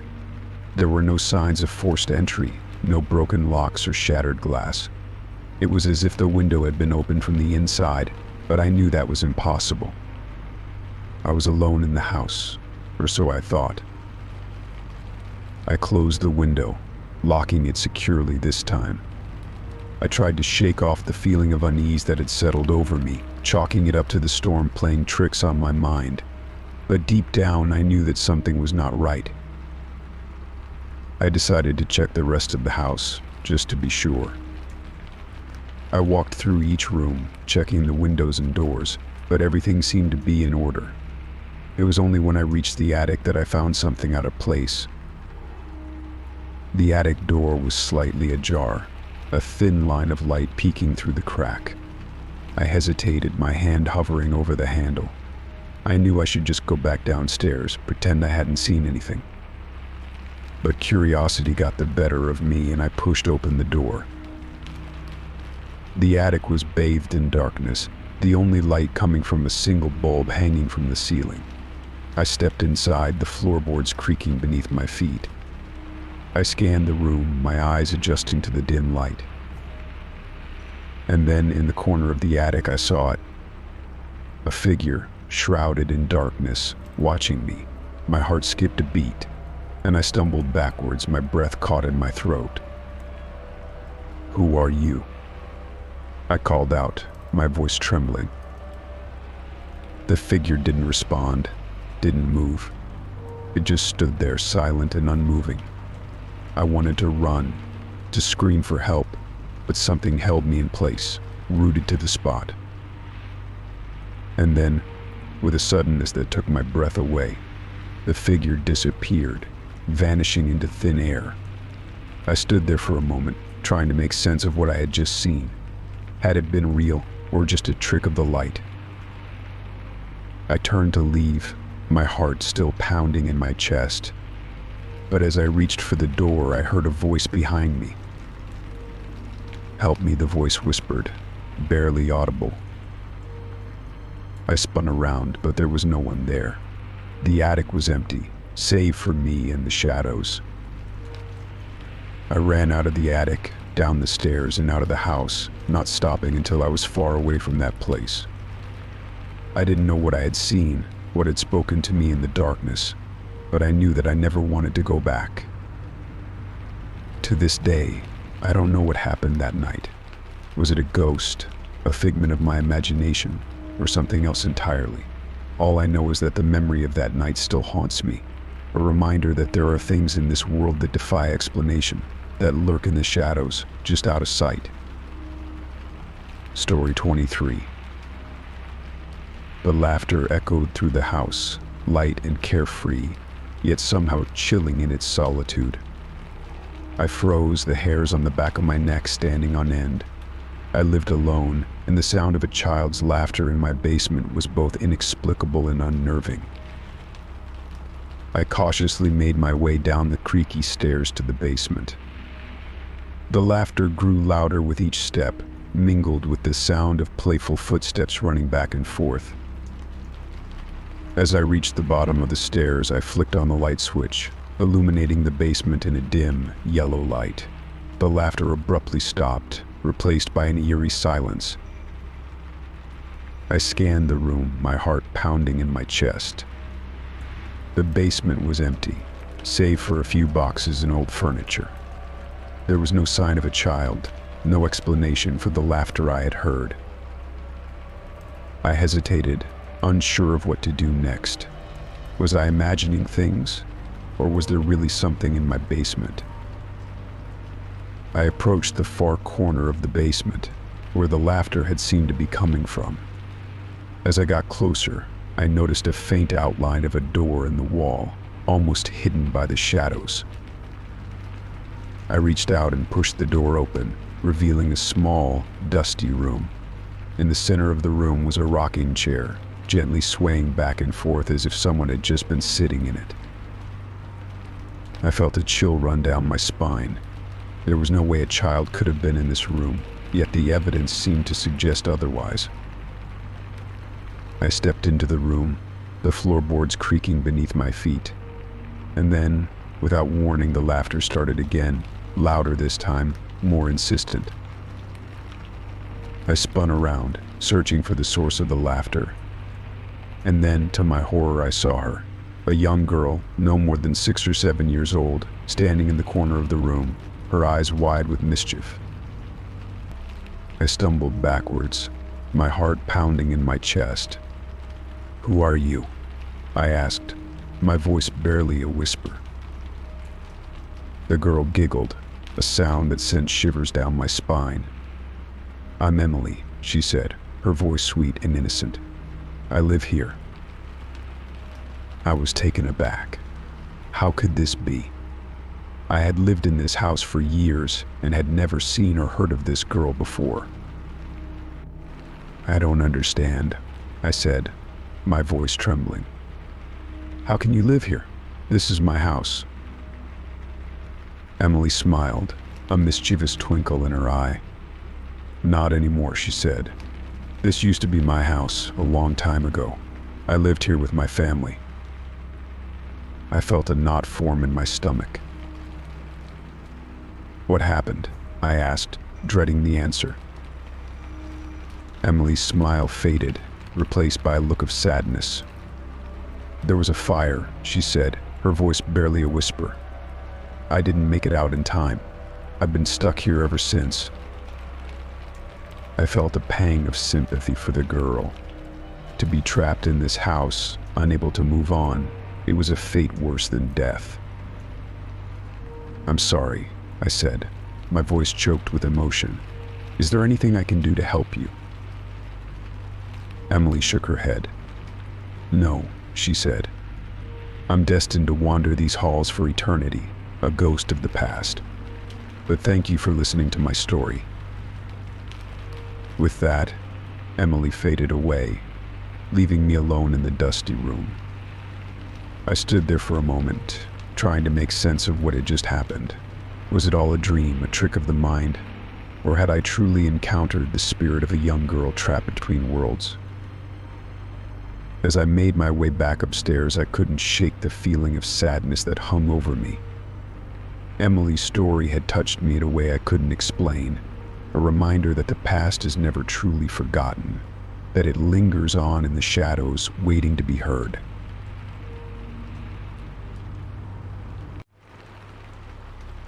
Story 24. The room was bathed in the soft glow of the desk lamp as I sat, engrossed in my work. The house was silent, save for the faint ticking of the clock on the wall. I was alone, or so I thought. As I glanced up from my work, my eyes were drawn to a small, lightweight object on the bookshelf across the room. It was a small figurine, a trinket I had picked up on my travels, sitting innocently on the shelf. But then, to my shock and confusion, the figurine moved. It was a subtle movement, just a slight shift to the side, but it was enough to catch my attention. I blinked, thinking it was a trick of the light, but when I looked again, the figurine moved once more, this time more pronounced. I felt a chill run down my spine. There was no breeze in the room, no logical explanation for the movement of the figurine. I watched in fascination as it continued to shift, as if being nudged by an invisible hand. Curiosity getting the better of me, I got up from my desk and crossed the room to investigate. As I approached the bookshelf, the figurine stopped moving, as if sensing my presence. I reached out a hand, hesitating for a moment before picking it up. The figurine was cool to the touch, its surface smooth and unassuming. I examined it closely, trying to find some mechanism, some hidden trick that could explain its movement. But there was nothing. It was just a simple figurine, with no moving parts or mechanisms. I placed the figurine back on the shelf, watching as it remained still, no longer moving. I couldn't shake the feeling of unease that had settled over me. What had caused it to move? Was there something in the room with me, something unseen? I decided to search the room, checking for any signs of a draft or other logical explanation. But everything seemed to be in order. The windows were closed, the doors shut tight. There was no way for a breeze to enter the room. As I sat back down at my desk, the feeling of unease lingered. I couldn't shake the feeling that I was being watched, that there was something in the room with me, something unseen and unknowable. And then, without warning, the room grew cold. I shivered, wrapping my arms around myself for warmth. And then, to my horror, I heard a voice behind me. "Hello," the voice said, soft and gentle. I spun around in my chair, but there was no one there. The voice seemed to be coming from all around me, as if the very walls were speaking. "Who's there?" I asked, my voice trembling. "I am a spirit," the voice replied. "A lost soul, trapped between worlds. I mean you no harm." I listened in stunned silence as the spirit told me its story. It had once been a resident of the house, a young woman who had died tragically at a fire. Her spirit had been unable to move on, trapped in the house for eternity. I felt a surge of sympathy for the spirit. to be trapped in this limbo, unable to move on to the afterlife. It was a fate worse than death. "Is there anything I can do to help you?" I asked, wanting to ease her suffering in any way I could. The spirit paused for a moment, as if considering my offer. "There is one thing," she said finally. "There is a locket hidden in the attic. It belonged to me in life, and it holds great sentimental value. If you could find it and return it to me, I believe it would help me find peace." I agreed without hesitation, wanting to help the spirit find peace. I made my way to the attic, searching through boxes and old belongings until I finally found the locket. It was a beautiful piece, with intricate designs and a small picture inside. I returned to the room where I had first heard the spirit's voice, holding out the locket. "I found it," I said, my voice filled with hope. There was a moment of silence, and then, with a soft sigh, the spirit spoke once more. "Thank you," she said, her voice filled with gratitude. "You have helped me find peace at last." And with that, the room grew warm once more, the feeling of unease lifting. I knew that this spirit had moved on, finally finding peace in the afterlife. I sat there for a moment, reflecting on the strange and mysterious encounter I had just experienced. It was a reminder that there are things in this world that defy explanation, that the line between the living and the dead is sometimes blurred. As I made my way back to my desk, I couldn't shake the feeling of awe and wonder that filled me. I had helped a lost soul find peace, and in doing so, had experienced something truly extraordinary.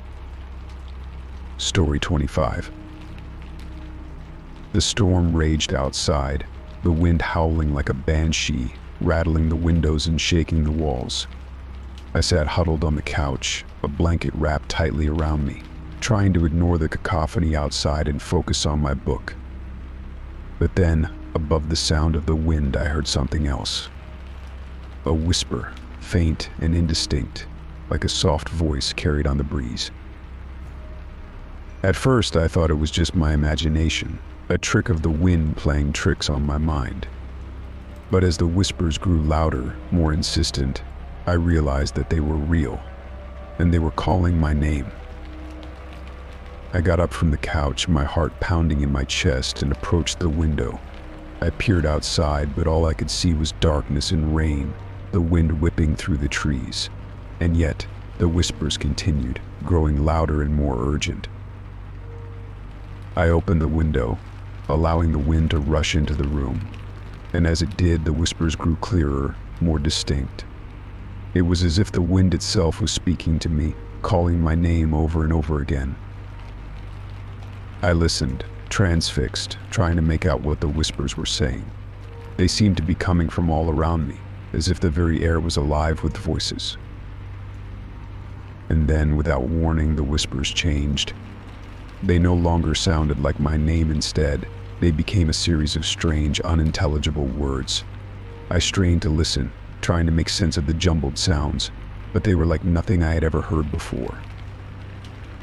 I felt a chill run down my spine. There was something eerie and unsettling about those whispers, something otherworldly. I closed the window, shutting out the wind and the voices, but the whispers continued, echoing in my mind. I tried to shake off the feeling of unease that had settled over me, telling myself that it was just the storm playing tricks on my mind. But deep down, I knew that there was something more to it, something mysterious and unexplainable. As the storm raged on outside, the whispers grew louder, more persistent. They seemed to be coming from inside the house now, filling the air with their strange, haunting melody. I followed the sound of the whispers, trying to pinpoint their source. They led me to the attic, a place I rarely ventured into. The attic was dark and musty, filled with old boxes and forgotten memories. But as I stepped into the attic, the whispers stopped abruptly, replaced by an eerie silence. I scanned the room, searching for any sign of movement, any clue as to where the whispers had come from. But there was nothing, just the stillness of the attic.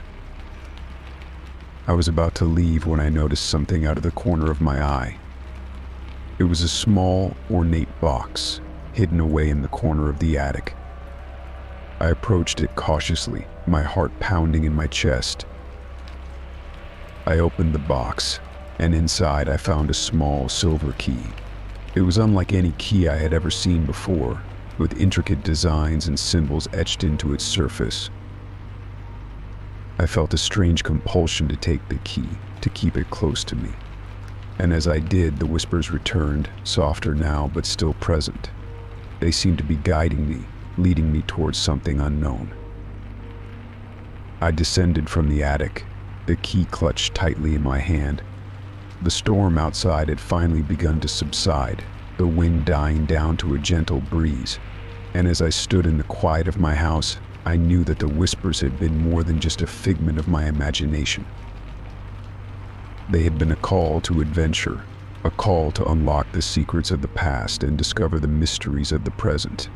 And with the key in my hand, I was ready to answer that call, ready to embark on a journey that would change my life forever. Story 26. The night had been uneventful, or so I thought, until I woke up to find my bedroom door locked from the outside. I sat up in bed, my heart pounding in my chest, as I tried to make sense of what was happening. I lived alone and didn't have a key for that lock. It was a mystery that would take hours to unravel. I approached the door cautiously, trying the handle, but it was firmly locked. I rattled the door, hoping it was just stuck, but it wouldn't budge. Panic began to rise in my chest as I realized I was trapped in my own bedroom. I searched the room frantically, looking for any way to escape. But there were no windows, no other doors, just four walls closing in on me.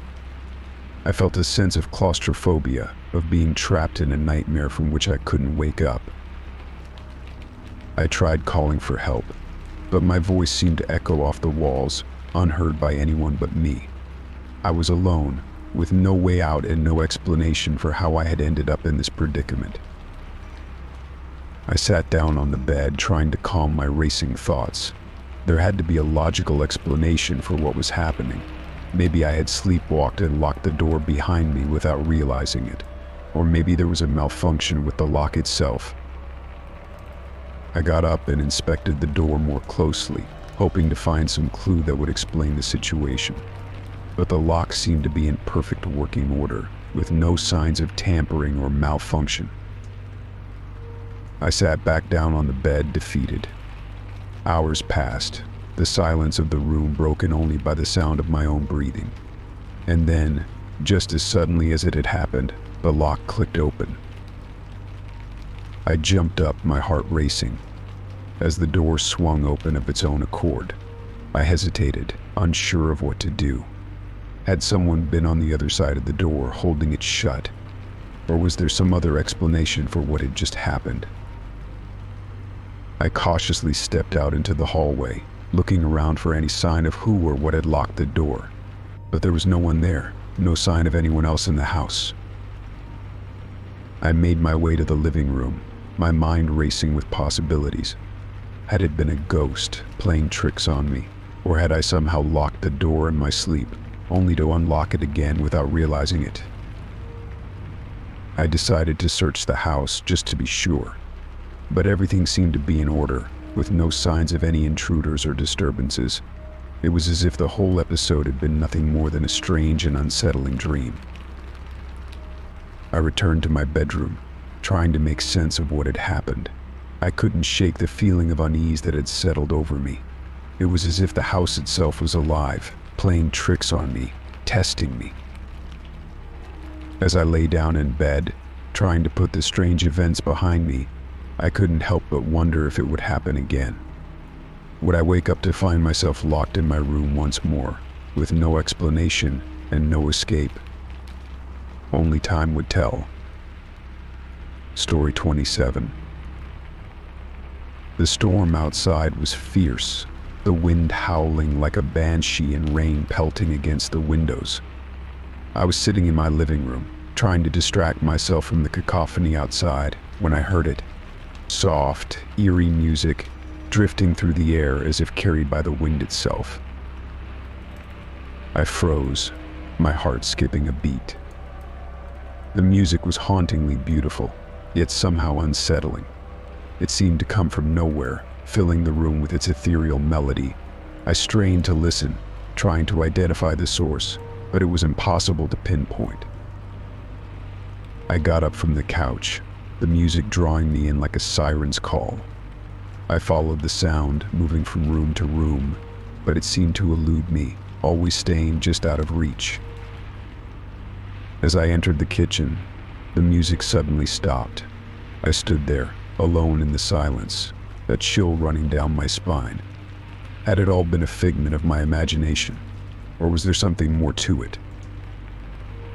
I was about to dismiss it as a trick of the storm when I noticed something out of the corner of my eye, a shadow, fleeting and indistinct, darting across the room.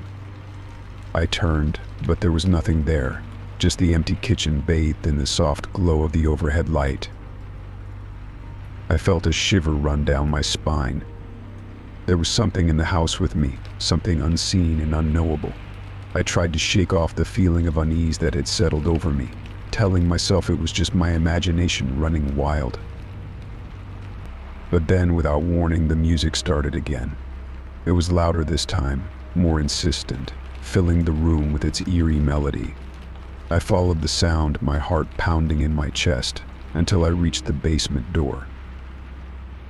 I hesitated, unsure if I should go down. But the music was calling to me, drawing me closer with each haunting note. I opened the door and descended into the darkness below. The basement was cold and musty, filled with old furniture and boxes of forgotten belongings. I moved through the room, guided by the sound of the music, until I reached the far corner. There, hidden behind a stack of boxes, was an old record player. It was spinning slowly, the needle gliding over the surface of a record. But there was no one there, no one to explain how it had started playing on its own. I approached the record player cautiously, reaching out a hand to stop it. But as soon as I touched the needle, the music stopped, the record player falling silent once more.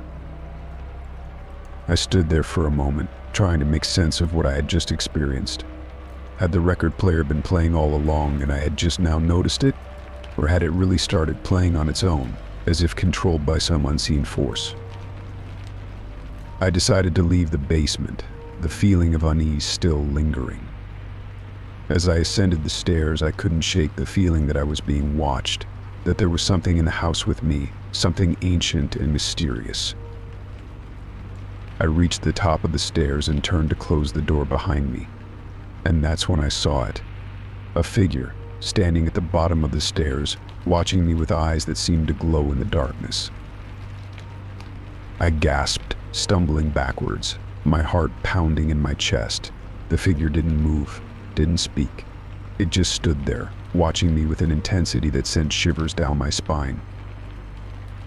And then, with a suddenness that took my breath away, the figure disappeared, vanishing into thin air.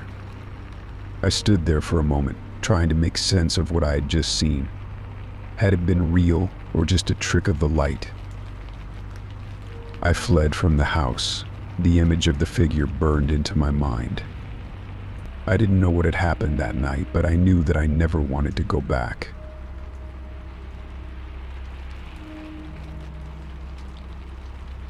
Story 28. The power outage had left me in darkness, the only source of light being the flickering candle I had lit. I sat alone in the silence, the flame dancing wildly despite the lack of any noticeable draft. I watched it, mesmerized by its erratic movements, until suddenly, with a faint hiss, the flame went out, plunging me into total darkness. I was alone in my house, and the sudden darkness sent a shiver down my spine. I fumbled for a flashlight, cursing myself for not having one handy. As I searched, I couldn't shake the feeling that I was not alone, that there was something in the darkness with me. Finally, I found a flashlight and turned it on, casting a weak beam of light into the darkness. I made my way to the candle, intending to relight it, but as I approached, I noticed something strange. There, on the wall behind where the candle had been, was a shadow. It was faint and indistinct, but it seemed to be moving, swirling and shifting like smoke. I frowned, shining the flashlight on the wall to get a better look. The shadow seemed to be taking on a shape, forming into the outline of a figure. I watched in awe as the figure became clearer, its features becoming more defined. It was a woman, her features ethereal and beautiful. She seemed to be reaching out to me, her hand outstretched as if in supplication. I felt a strange sense of calm wash over me, as if I were in the presence of something divine. I reached out a hand towards the figure, but as I did, the shadow suddenly dissipated, disappearing into the darkness. I was left standing there, alone once more, the beam of the flashlight trembling in my hand. I shook my head, trying to clear it of the strange vision. It must have been a trick of the light, I told myself, a product of my overactive imagination. But deep down, I knew that wasn't true. There was something more to it, something mysterious and unexplainable. I relit the candle, the flame flickering once more to life.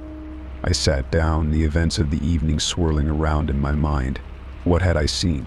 Was it a ghost, a spirit from beyond the grave, or was it something else, something entirely different? As I pondered these questions, a sense of unease settled over me. I felt as if I were being watched, that there were eyes on me from the shadows. I tried to shake off the feeling, but it lingered, growing stronger with each passing moment. And then, without warning, the candle went out again. I cursed under my breath, fumbling for the matches to relight it. But as I struck the match, I felt a cold chill run down my spine. There in the darkness, I heard a voice. It was soft and melodic, almost like a whisper, but it filled the room with its presence. "Who's there?" I called out, my voice trembling. There was no response, just the sound of my own breathing and the faint rustle of the wind outside. I tried to calm myself, telling myself it was just my imagination playing tricks on me.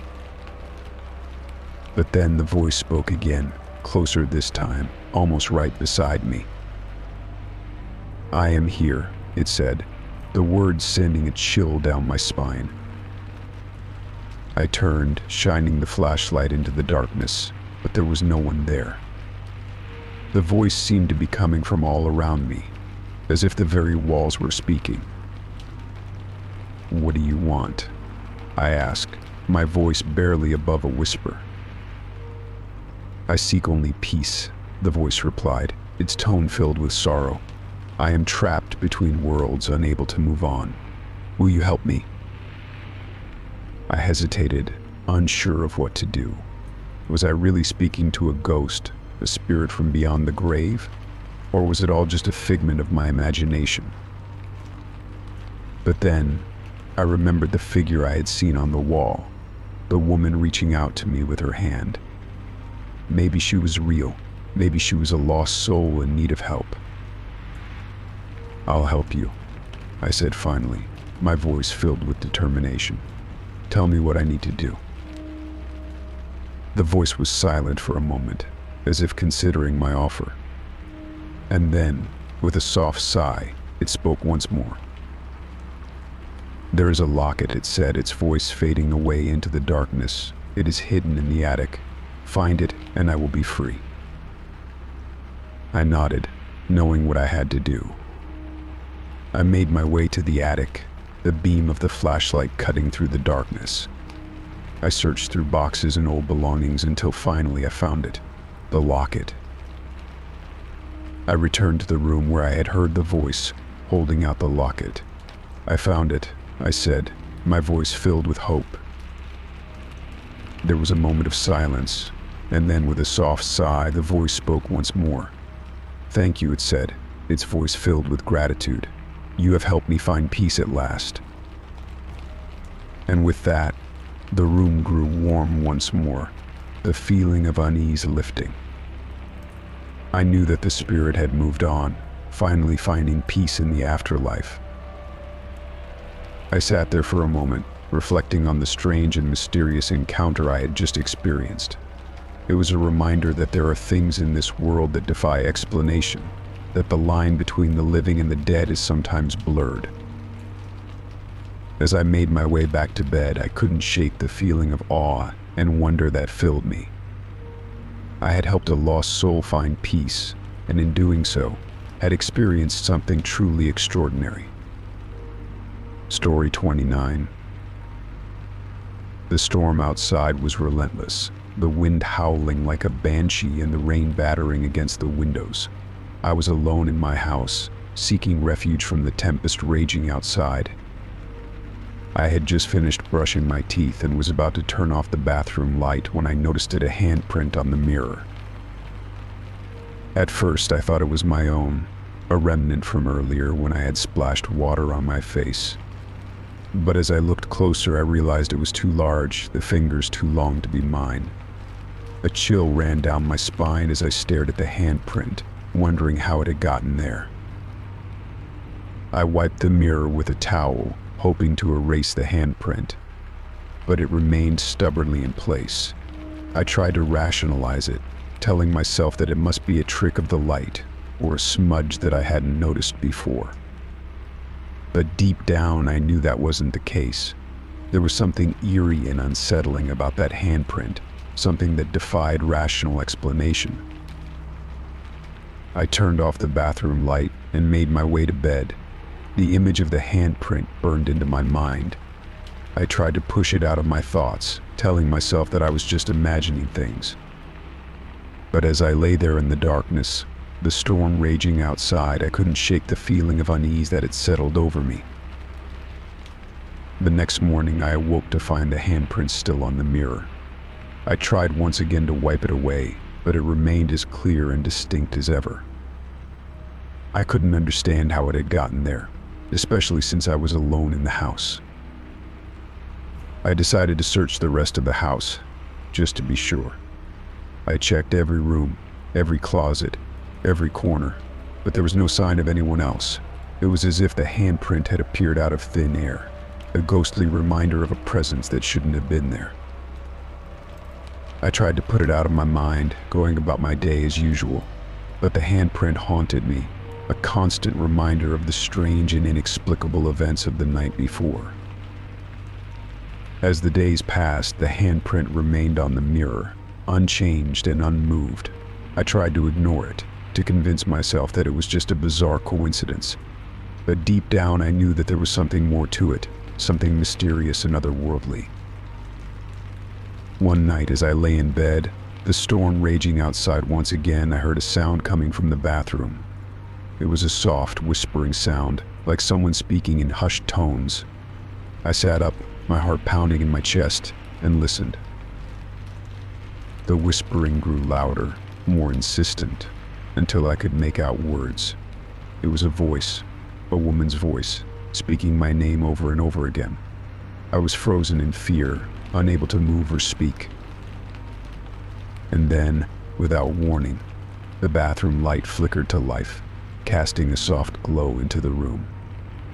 I got up slowly, my legs trembling, and made my way to the bathroom. As I entered, I saw her a woman, her features ethereal and beautiful, standing in front of the mirror. She was staring at me, her eyes filled with sadness and longing. "I've been waiting for you," she said, her voice soft and melodic. "I need your help." I couldn't speak, couldn't move, as she told me her story. She had once lived in the house, a young woman who had died tragically during a storm.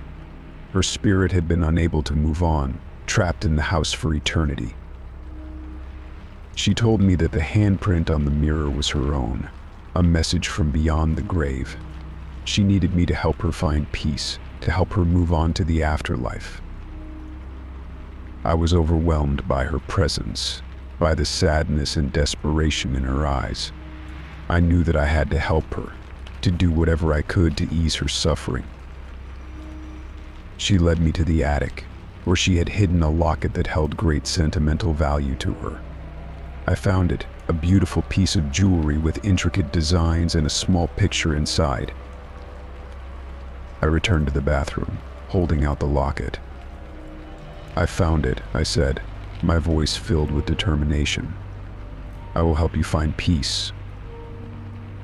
She smiled, a radiant smile that lit up the room. She took the locket from me and held it close to her heart. "Thank you," she said, her voice filled with gratitude. "You have helped me find peace at last." And with that, she vanished, leaving behind only the echo of her voice and the faint scent of roses. I stood there for a moment, overcome by the experience. I had helped a lost soul find peace, had witnessed something truly extraordinary. And as I made my way back to bed, the storm still raging outside, I knew that I would never forget the night I encountered the phantom handprint. Story 30.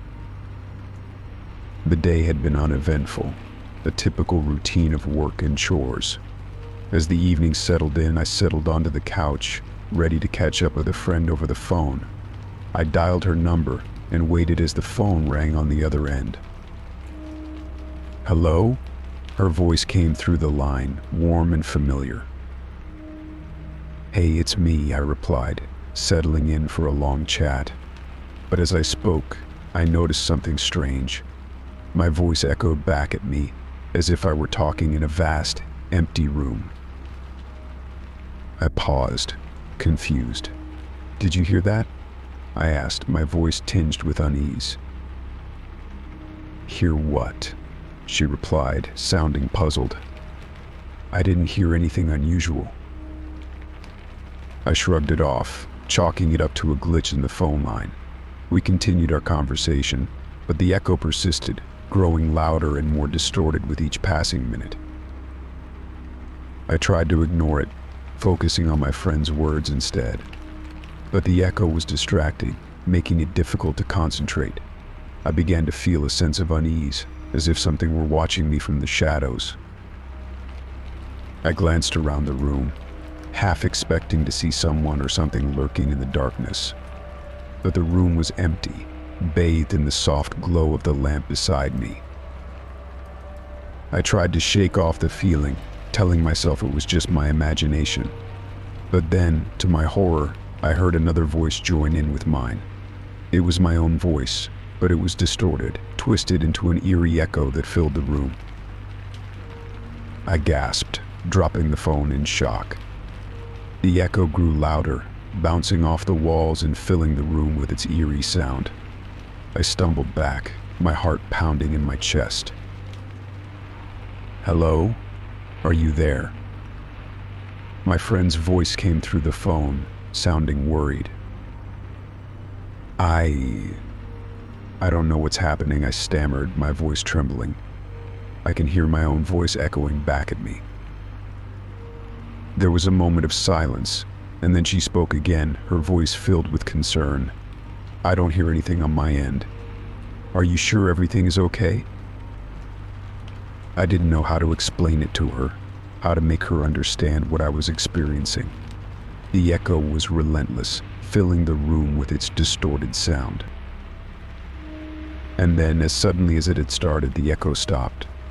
The room fell silent, the only sound the pounding of my heart in my chest. I picked up the phone, my hands shaking. I think it's gone," I said, my voice barely above a whisper. "What was that?" she asked, her voice filled with concern. "Are you sure everything is okay?" I tried to explain what had happened, but I knew she wouldn't believe me. How could she? It was too strange, too surreal to be real. We said our goodbyes, and I hung up the phone, still shaken by the experience. I sat there in the darkness, trying to make sense of what had happened. Was it a glitch in the phone line, a trick of the sound, or was it something more sinister, something beyond my understanding? I may never know the answer, but one thing was certain: I would never forget the day I heard my own voice echoing back at me, distorted and twisted into something eerie and unnatural.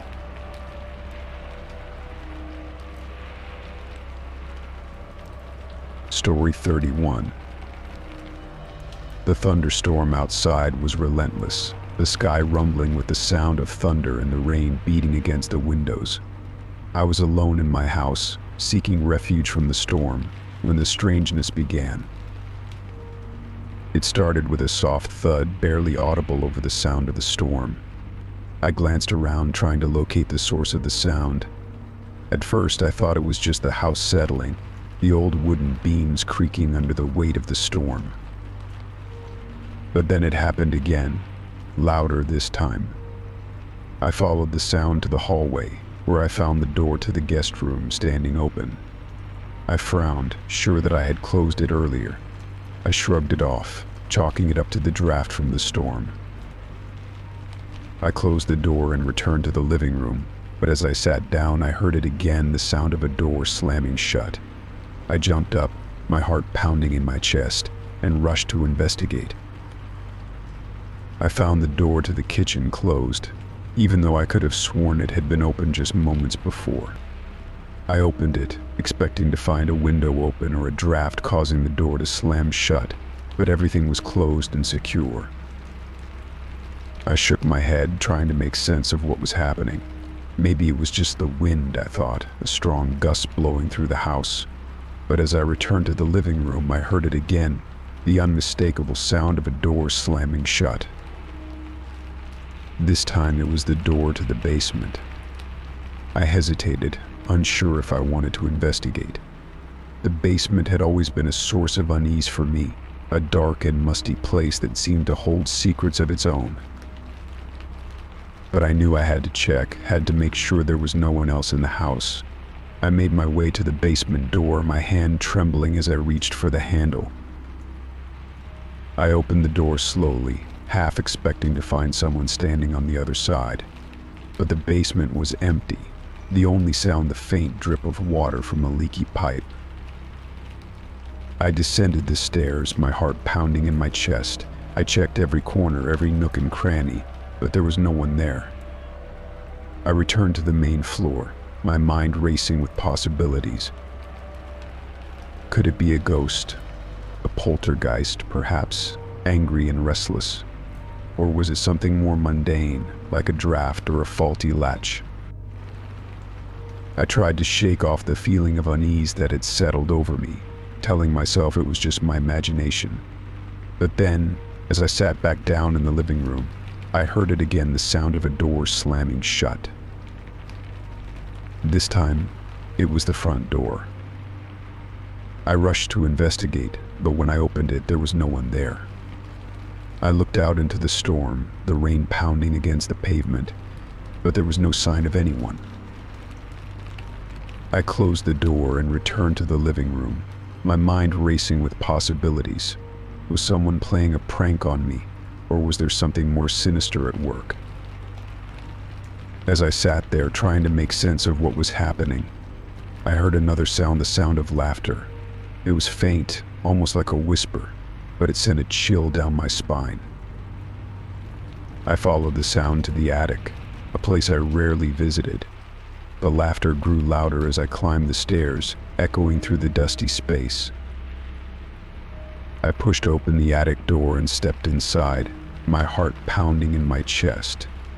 And there, standing in the corner, was a figure, a young girl, her features ethereal and beautiful. She smiled at me, her eyes filled with mischief.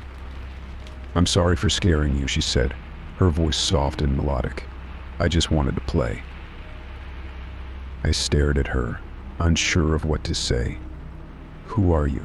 I asked finally, my voice barely above a whisper. "I used to live here," she replied, her voice tinged with sadness. "I died in a storm, and my spirit has been trapped here ever since." I felt a surge of sympathy for the girl. To be trapped in this limbo, unable to move on, it was a fate worse than death. "Is there anything I can do to help you?"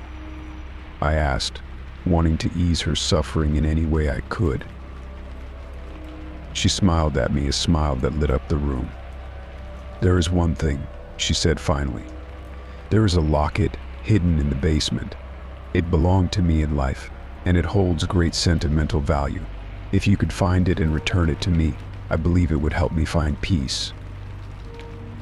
I agreed without hesitation, wanting to help the girl find peace. I made my way to the basement, searching through boxes and old belongings until I finally found it. The locket. I returned to the attic, holding out the locket. "I found it," I said, my voice filled with hope. There was a moment of silence, and then with a soft sigh, the girl spoke once more. "Thank you," she said, her voice filled with gratitude. "You have helped me find peace at last." And with that, the room grew warm once more, the feeling of unease lifting. I knew that the girl had moved on, finally finding peace in the afterlife. I sat there for a moment, reflecting on the strange and mysterious encounter I had just experienced. It was a reminder that there are things in this world that defy explanation, that the line between the living and the dead is sometimes blurred. As I made my way back to the living room, I couldn't shake the feeling of awe and wonder that filled me. I had helped a lost soul find peace, and in doing so had experienced something truly extraordinary. Story 32. The day had been unusually dark, the sky heavy with rain clouds that threatened to burst at any moment. I was sitting in my living room, watching the storm rage outside, when I noticed that my dog, Max, was nowhere to be found. I called out for him, but there was no response. I searched the house, checking all of his favorite hiding spots, but he was nowhere to be found. I began to worry, fearing that he had somehow gotten outside in the storm. I grabbed a flashlight and ventured out into the rain, calling out for Max as I searched the yard, but there was no sign of him, no trace of where he could have gone. I returned to the house, soaked to the bone and feeling defeated. I couldn't understand how Max could have vanished without a trace, especially in the middle of a storm. Hours passed, and still there was no sign of Max. I was about to give up hope when I heard a soft scratching at the door. I rushed to open it, and there was Max, sitting on the doorstep as if nothing had happened. I was overjoyed to see him, but I couldn't shake the feeling of unease that settled over me. How had he gotten outside? And how had he stayed dry in the midst of the storm? I dried him off and gave him a warm meal, hoping that he would be able to rest after his ordeal. But as I sat there watching him sleep, I couldn't shake the feeling that something strange had happened. The next day, I decided to investigate. I retraced Max's steps, trying to piece together what had happened to him during the storm. I found nothing out of the ordinary until I reached the edge of the woods behind my house. There I found a small clearing, and in the center of it was a strange circular patch of dry ground. I knelt down to examine it, and that's when I noticed something even stranger. Surrounding the dry patch were small footprints, too small to be human and too large to be any animal I knew of. I followed the footprints into the woods, my heart pounding in my chest. They led me deeper and deeper into the forest, until finally I reached a small clearing. There, in the center of the clearing, was a strange, glowing orb. It hovered in the air, pulsing with a soft light. I approached it cautiously, unsure of what it could be. As I drew closer, I felt a strange pull, as if the orb were calling to me. I reached out a hand to touch it, and that's when everything went dark. When I awoke, I was back in my living room, Max sleeping peacefully at my feet. I sat up, trying to make sense of what had happened. Had it all been a dream? But then I noticed something strange. Max was completely dry, despite the heavy rain outside. It was as if he had never been outside at all. I couldn't explain it, couldn't make sense of what had happened. But one thing was clear, something mysterious and unexplainable had occurred that night, something that had brought Max back to me unharmed and dry in the midst of a storm. Story 33. The storm outside had been raging for hours, the wind howling and the rain pounding against the windows. I was sitting on the couch, trying to read a book to distract myself from the sound of the storm, when I felt a cold touch on my shoulder. I jumped, startled, and turned around quickly, expecting to see someone standing behind me. But there was no one there, just an empty room bathed in the soft glow of the lamp beside me. I frowned, trying to make sense of what had just happened. It had felt so real, the touch so cold and distinct. I reached up to touch my shoulder, half expecting to feel lingering traces of the phantom touch, but there was nothing there. I shook my head, trying to shake off the feeling of unease that had settled over me. Maybe it was just my imagination, I thought, a trick of the mind brought on by the storm outside. But then, it happened again, a cold touch, firmer this time, on my other shoulder. I gasped, spinning around to face an empty room once more. I felt a chill run down my spine, a feeling of dread settling over me. There was something in the room with me, something I couldn't see or touch but could feel with every fiber of my being. I stood up slowly, my heart pounding in my chest. "Who's there?" I called out, my voice trembling. There was no response, just the sound of the storm outside and the faint creaking of the house settling. I took a step forward, my eyes scanning the room for any sign of movement. And then, I heard a soft whisper, so faint that I could barely make out the words. "Help me," it said, the voice filled with desperation. I followed the sound, my heart racing, until I reached the hallway. The whisper seemed to be coming from the attic, a place I rarely ventured into. I climbed the stairs to the attic, the air growing colder with each step. I pushed open the attic door and stepped inside, the darkness enveloping me. And there, in the corner of the attic, was a figure, a woman, her features obscured by the shadows. She reached out a hand to me, her touch cold and ethereal. "Help me," she said again, her voice filled with sadness. "I am trapped here, unable to move on. Will you help me?"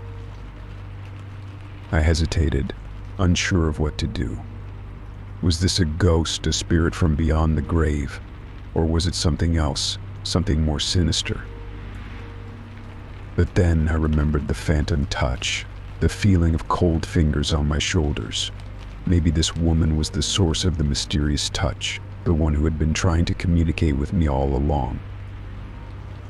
"I'll help you," I said finally, my voice filled with determination. "Tell me what I need to do." The woman smiled, a sad and grateful smile. She told me her story of how she had died in the house years ago and had been unable to move on.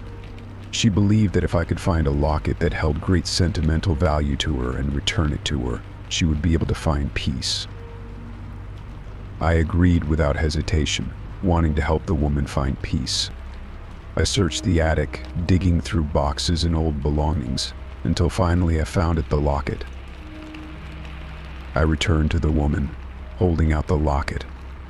"I found it," I said, my voice filled with hope. She took the locket from me, holding it close to her heart. "Thank you," she said, her voice filled with gratitude. "You have helped me find peace at last." And with that, the attic was filled with a warm light, the woman disappearing into the light with a smile on her face. I stood there for a moment, overcome by the experience. I had helped a lost soul find peace, had experienced something truly extraordinary. And as I made my way back to the living room, the storm still raging outside, I knew that I would never forget the night I felt a phantom touch and helped a ghost find peace.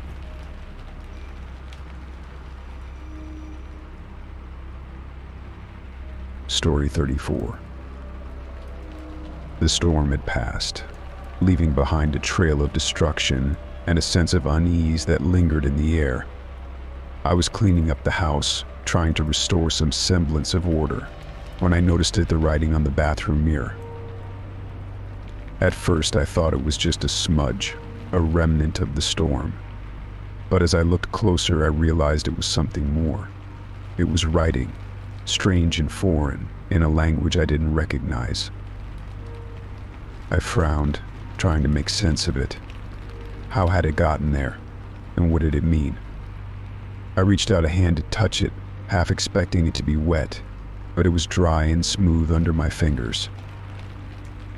I tried to wipe it away with a towel, thinking it was just a prank or a trick of the light. But to my surprise, the writing remained, as clear and distinct as ever. I stared at it, trying to decipher its meaning. The characters were unlike anything I had ever seen before, twisting and curling in intricate patterns. I took a picture of the writing with my phone, hoping that someone might be able to help me identify it.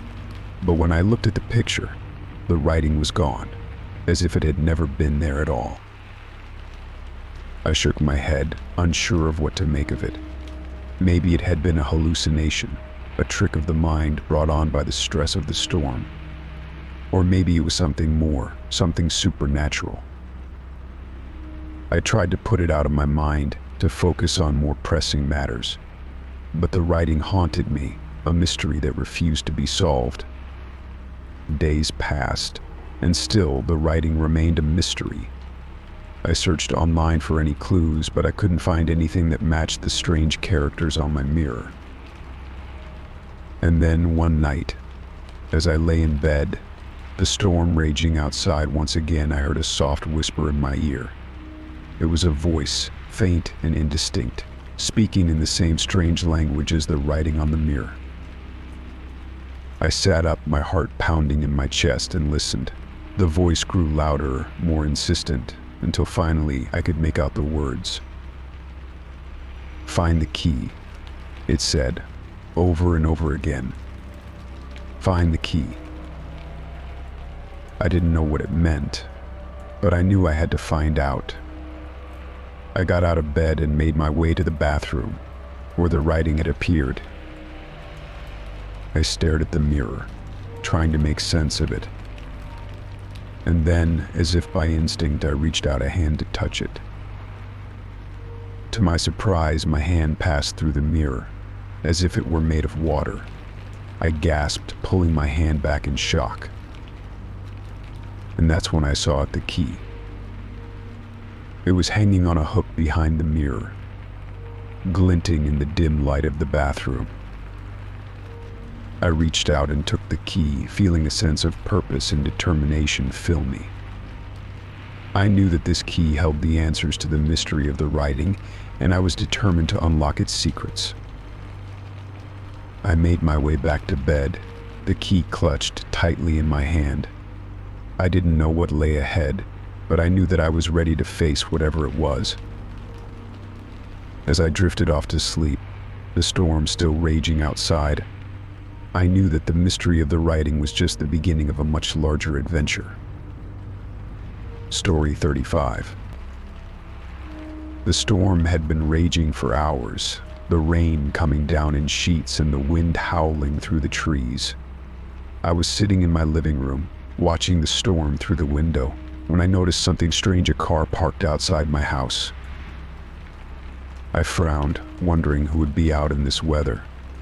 I got up from the couch and made my way to the window, peering out into the darkness. The car was a dark sedan, its headlights off and its engine silent. It was parked at an odd angle, as if it had been abandoned in a hurry. I watched for a moment, expecting to see someone emerge from the car and come to the door, but no one came. The car sat there, silent and still, as if it were nothing more than a figment of my imagination. I decided to investigate. I grabbed a flashlight and headed outside, the rain soaking me to the bone. But when I reached the spot where the car had been parked, it was gone.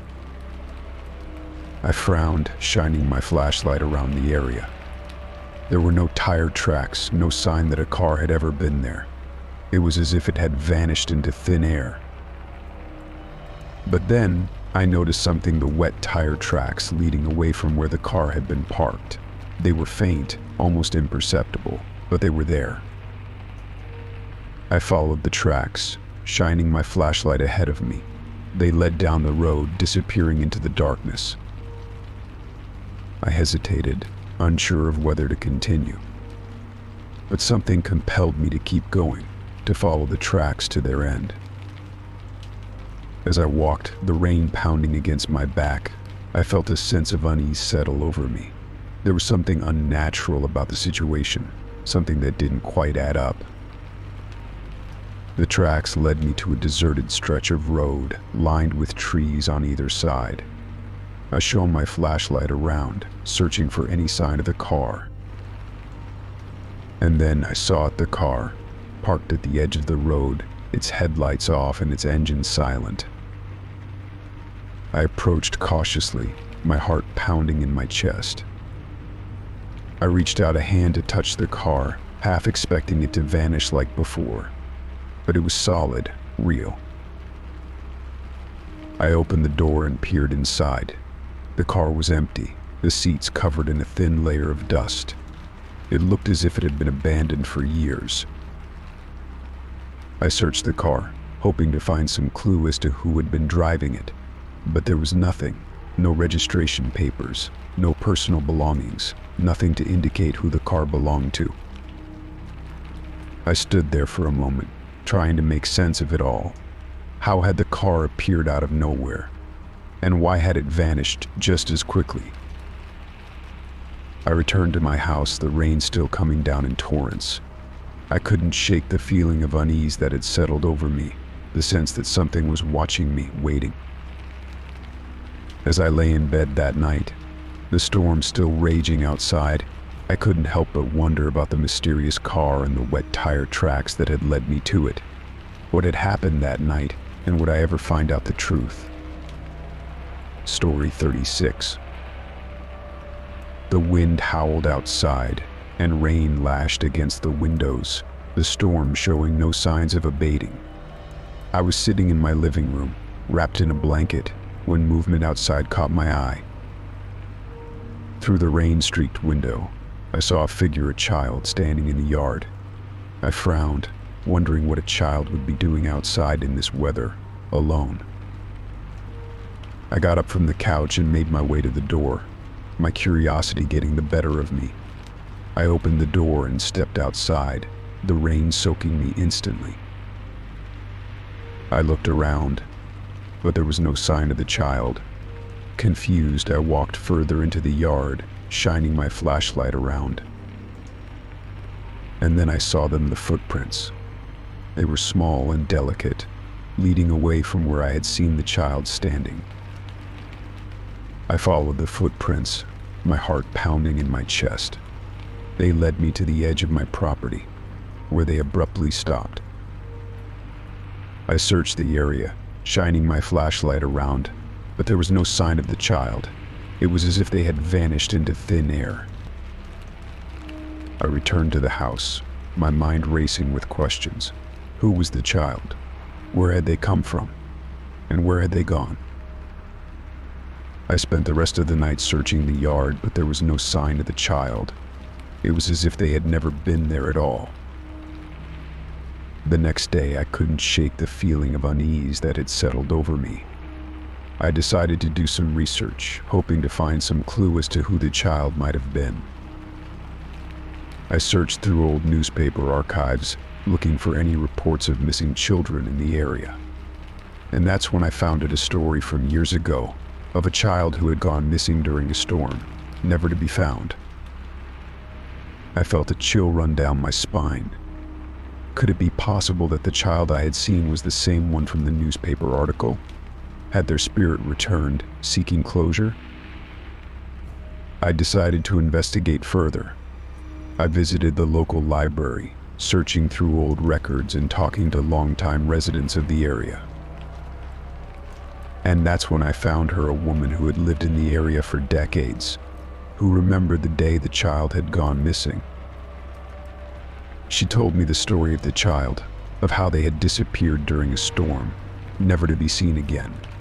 She said that some believed the child's spirit still haunted the area, unable to move on until they found peace. Armed with this information, I returned to my house, determined to help the child find peace. I spent hours in the yard, talking to the air, hoping that the child's spirit would hear me. And then, one night, as I sat in the yard, the storm raging around me, I felt a presence beside me. I turned, and there she was, the child, her form ethereal and glowing. I reached out a hand to her, tears in my eyes. "It's time to go home," I said softly. And with a smile, the child took my hand, her form fading into the night. I watched as she disappeared, a sense of peace washing over me. I knew then that I had helped the child find peace, that I had helped her move on from this world. And as I watched the storm slowly fade away, I knew that I had witnessed something truly miraculous. The child's disappearance left me with a profound sense of awe and wonder, but also with a lingering sense of sadness. I couldn't help but wonder about the circumstances that had led to her disappearance, and about the life she might have lived if things had been different. I spent days thinking about the child, about the brief but powerful connection I had felt with her. I visited her grave, a small and weathered stone in the corner of a forgotten cemetery, and left flowers in remembrance.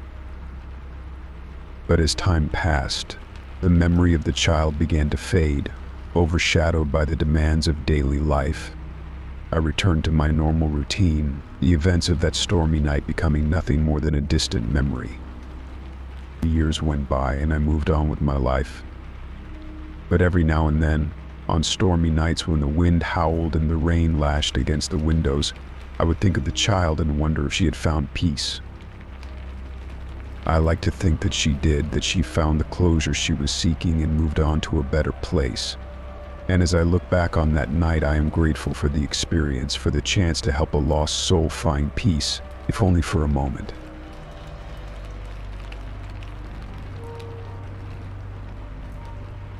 Story 37. The long day at work had left me exhausted, and all I wanted to do was relax in the comfort of my own home. But as I stepped through the door, I knew something was wrong. At first, I couldn't quite put my finger on it. Everything looked normal, the familiar sight of my living room greeting me as I entered.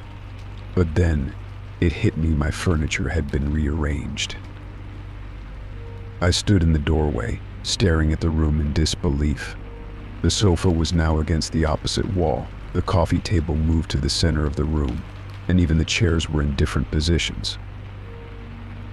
I walked further into the room, my heart pounding in my chest. I lived alone, and I knew for a fact that I hadn't rearranged the furniture myself. There were no signs of forced entry, no indication that anyone else had been in the house. I tried to rationalize it, to think of a logical explanation. Maybe I had rearranged the furniture and just didn't remember. But that didn't make sense.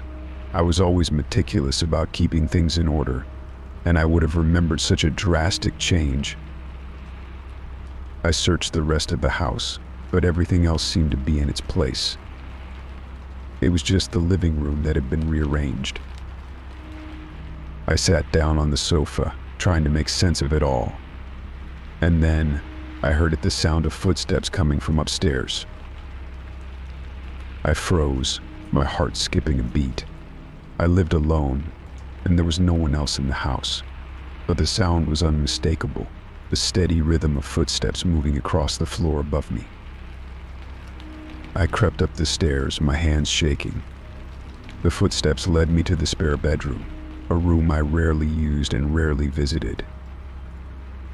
I pushed open the door and stepped inside, my flashlight cutting through the darkness. And that's when I saw the figure standing in the corner of the room, its back to me. I called out, my voice trembling. "Who are you? What are you doing in my house?" The figure turned slowly, and I gasped it was me. Or rather, it looked like me, dressed in the same clothes I had worn to work that day, with the same tired expression on its face. I stumbled back, my mind reeling. Was this some kind of trick? A doppelganger? or was I losing my mind? But then, the figure spoke, its voice echoing in the small room. "I'm you, from another time," it said. "I've come to warn you." I listened, transfixed, as the figure told me of a future where a terrible disaster had struck, where my life had been turned upside down. It told me of choices I had to make, paths I had to take to avoid that future. I was skeptical at first, but the more the figure spoke, the more I began to believe. It knew things about me, about my life, that no one else could possibly know. And then, as suddenly as it had appeared, the figure was gone, leaving me alone in the room, the storm still raging outside. I sat there for a long time, trying to process what had just happened. Had it all been a hallucination, a trick of the mind brought on by stress? But deep down, I knew it was real. I knew that I had been visited by a version of myself from another time, a version that had come to warn me, to help me avoid a future I didn't want. I stood up, determined to heed the warning, to make the choices that would lead me down a different path. And as I looked around the room, at the rearranged furniture and the storm still raging outside, I knew that my life would never be the same again. I spent the rest of the night in a daze, trying to make sense of what had happened. The warning from my future self weighed heavily on my mind, and I couldn't shake the feeling of unease that had settled over me. The next day, I made a decision I would heed the warning. I would make the choices that would lead me away from the future my future self had described. I began to make changes in my life, small ones at first, but gradually becoming more significant. I changed jobs, moved to a new city, and began to focus more on the things that truly mattered to me. And as the years went by, I could see the effects of my choices. I avoided the disaster that had befallen my future self, and my life took a different path, one that was more fulfilling and rewarding. But sometimes, late at night when the wind howled and the rain beat against the windows, I would think back to that night, to the rearranged furniture and the warning from my future self. I would wonder about the other me, the one from the future, and about the choices that had led us down different paths. And I would be grateful for the chance to change my future, and grateful for the mysterious occurrence that had set me on that path. Story 38. The storm outside raged on, the wind howling and the rain beating against the windows. I was sitting in my living room, trying to read a book to distract myself from the storm, when I felt the sensation of being watched. I looked around, but there was no one else in the house. I tried to shake off the feeling, telling myself it was just my imagination running wild due to the storm. But no matter how hard I tried, I couldn't shake the feeling that someone or something was staring at me. I got up and walked around the house, checking all the rooms and even the closets, but there was no one there. Still, the feeling persisted, a prickling sensation on the back of my neck that wouldn't go away. I tried to go back to reading, but every time I looked up from my book, I felt as though unseen eyes were watching me. I began to feel uneasy, as if whatever was watching me was waiting for something. I decided to call a friend, hoping that their voice would help calm my nerves. But as soon as I picked up the phone, I heard a voice whisper, so faint that I could barely make out the words. "Leave," it said, the voice filled with urgency. I froze, my heart pounding in my chest. Who was this? How were they speaking to me? I hung up the phone and looked around, my eyes wide with fear. The feeling of being watched had intensified, and I knew I had to get out of the house. I grabbed my coat and keys and made my way to the door, the feeling of unease growing with each step. As I reached for the doorknob, I felt a cold breeze, as if someone had opened a window. I turned around expecting to see someone standing there, but the room was empty. And yet, I could still feel the presence, still feel the eyes boring into me. I opened the door and stepped outside, the storm raging around me. I ran to my car, the feeling of being watched following me all the way. As I drove away from the house, the feeling slowly began to fade. I couldn't explain what had happened, but I knew one thing for sure: I never wanted to experience that feeling of being watched again. I drove aimlessly, trying to clear my mind and shake off the feeling of unease that had settled over me. The storm raged on outside, the rain pounding against the windshield and the wind howling around the car. I tried to focus on the road ahead, but my mind kept going back to the house, to the feeling of being watched. Who or what had been watching me, and why had they wanted me to leave? I couldn't find any rational explanations for what had happened. Maybe it was just my imagination, heightened by the storm and the late hour. But deep down, I knew that wasn't the case. There had been something in that house, something sinister and unseen. I decided to drive to a friend's house, hoping that being around other people would help calm my nerves. As I pulled up to their house, I could see lights on inside, a welcome sight in the darkness of the storm. I rang the doorbell, and my friend opened the door, a look of concern on their face. I must have looked a mess, soaked from the rain and clearly shaken by whatever had happened. I told my friend about the feeling of being watched, about the whisper I had heard. They listened intently, offering me a warm drink and a comforting presence. As I sat in their living room, sipping tea and trying to warm up, I felt the tension slowly begin to leave my body. Being around someone else had helped, but I couldn't shake the feeling that whatever had been watching me was still out there, still waiting. I stayed at my friend's house for the rest of the night, too afraid to return to my own home. But even in the safety of their house, I couldn't escape the feeling of unease. The next day, I decided to investigate further. I went back to my house during the daylight, hoping that things would seem less ominous in the light of day. As I walked through the house, everything seemed normal. There were no signs of forced entry, no indication that anyone else had been there. But as I reached the living room, I noticed something: a small handprint on the window. I frowned, examining the handprint closely. It was small, too small to be mine, and yet there was no logical explanation for how it could have gotten there. I searched the rest of the house, but there were no other handprints, no other signs of anything out of the ordinary. It was as if whatever had been watching me had left no trace behind. I decided to seek out the help of a paranormal investigator, someone who might be able to shed some light on what had happened. They listened to my story, nodding thoughtfully as I recounted the events of that night. After a thorough investigation, the paranormal investigator told me their findings.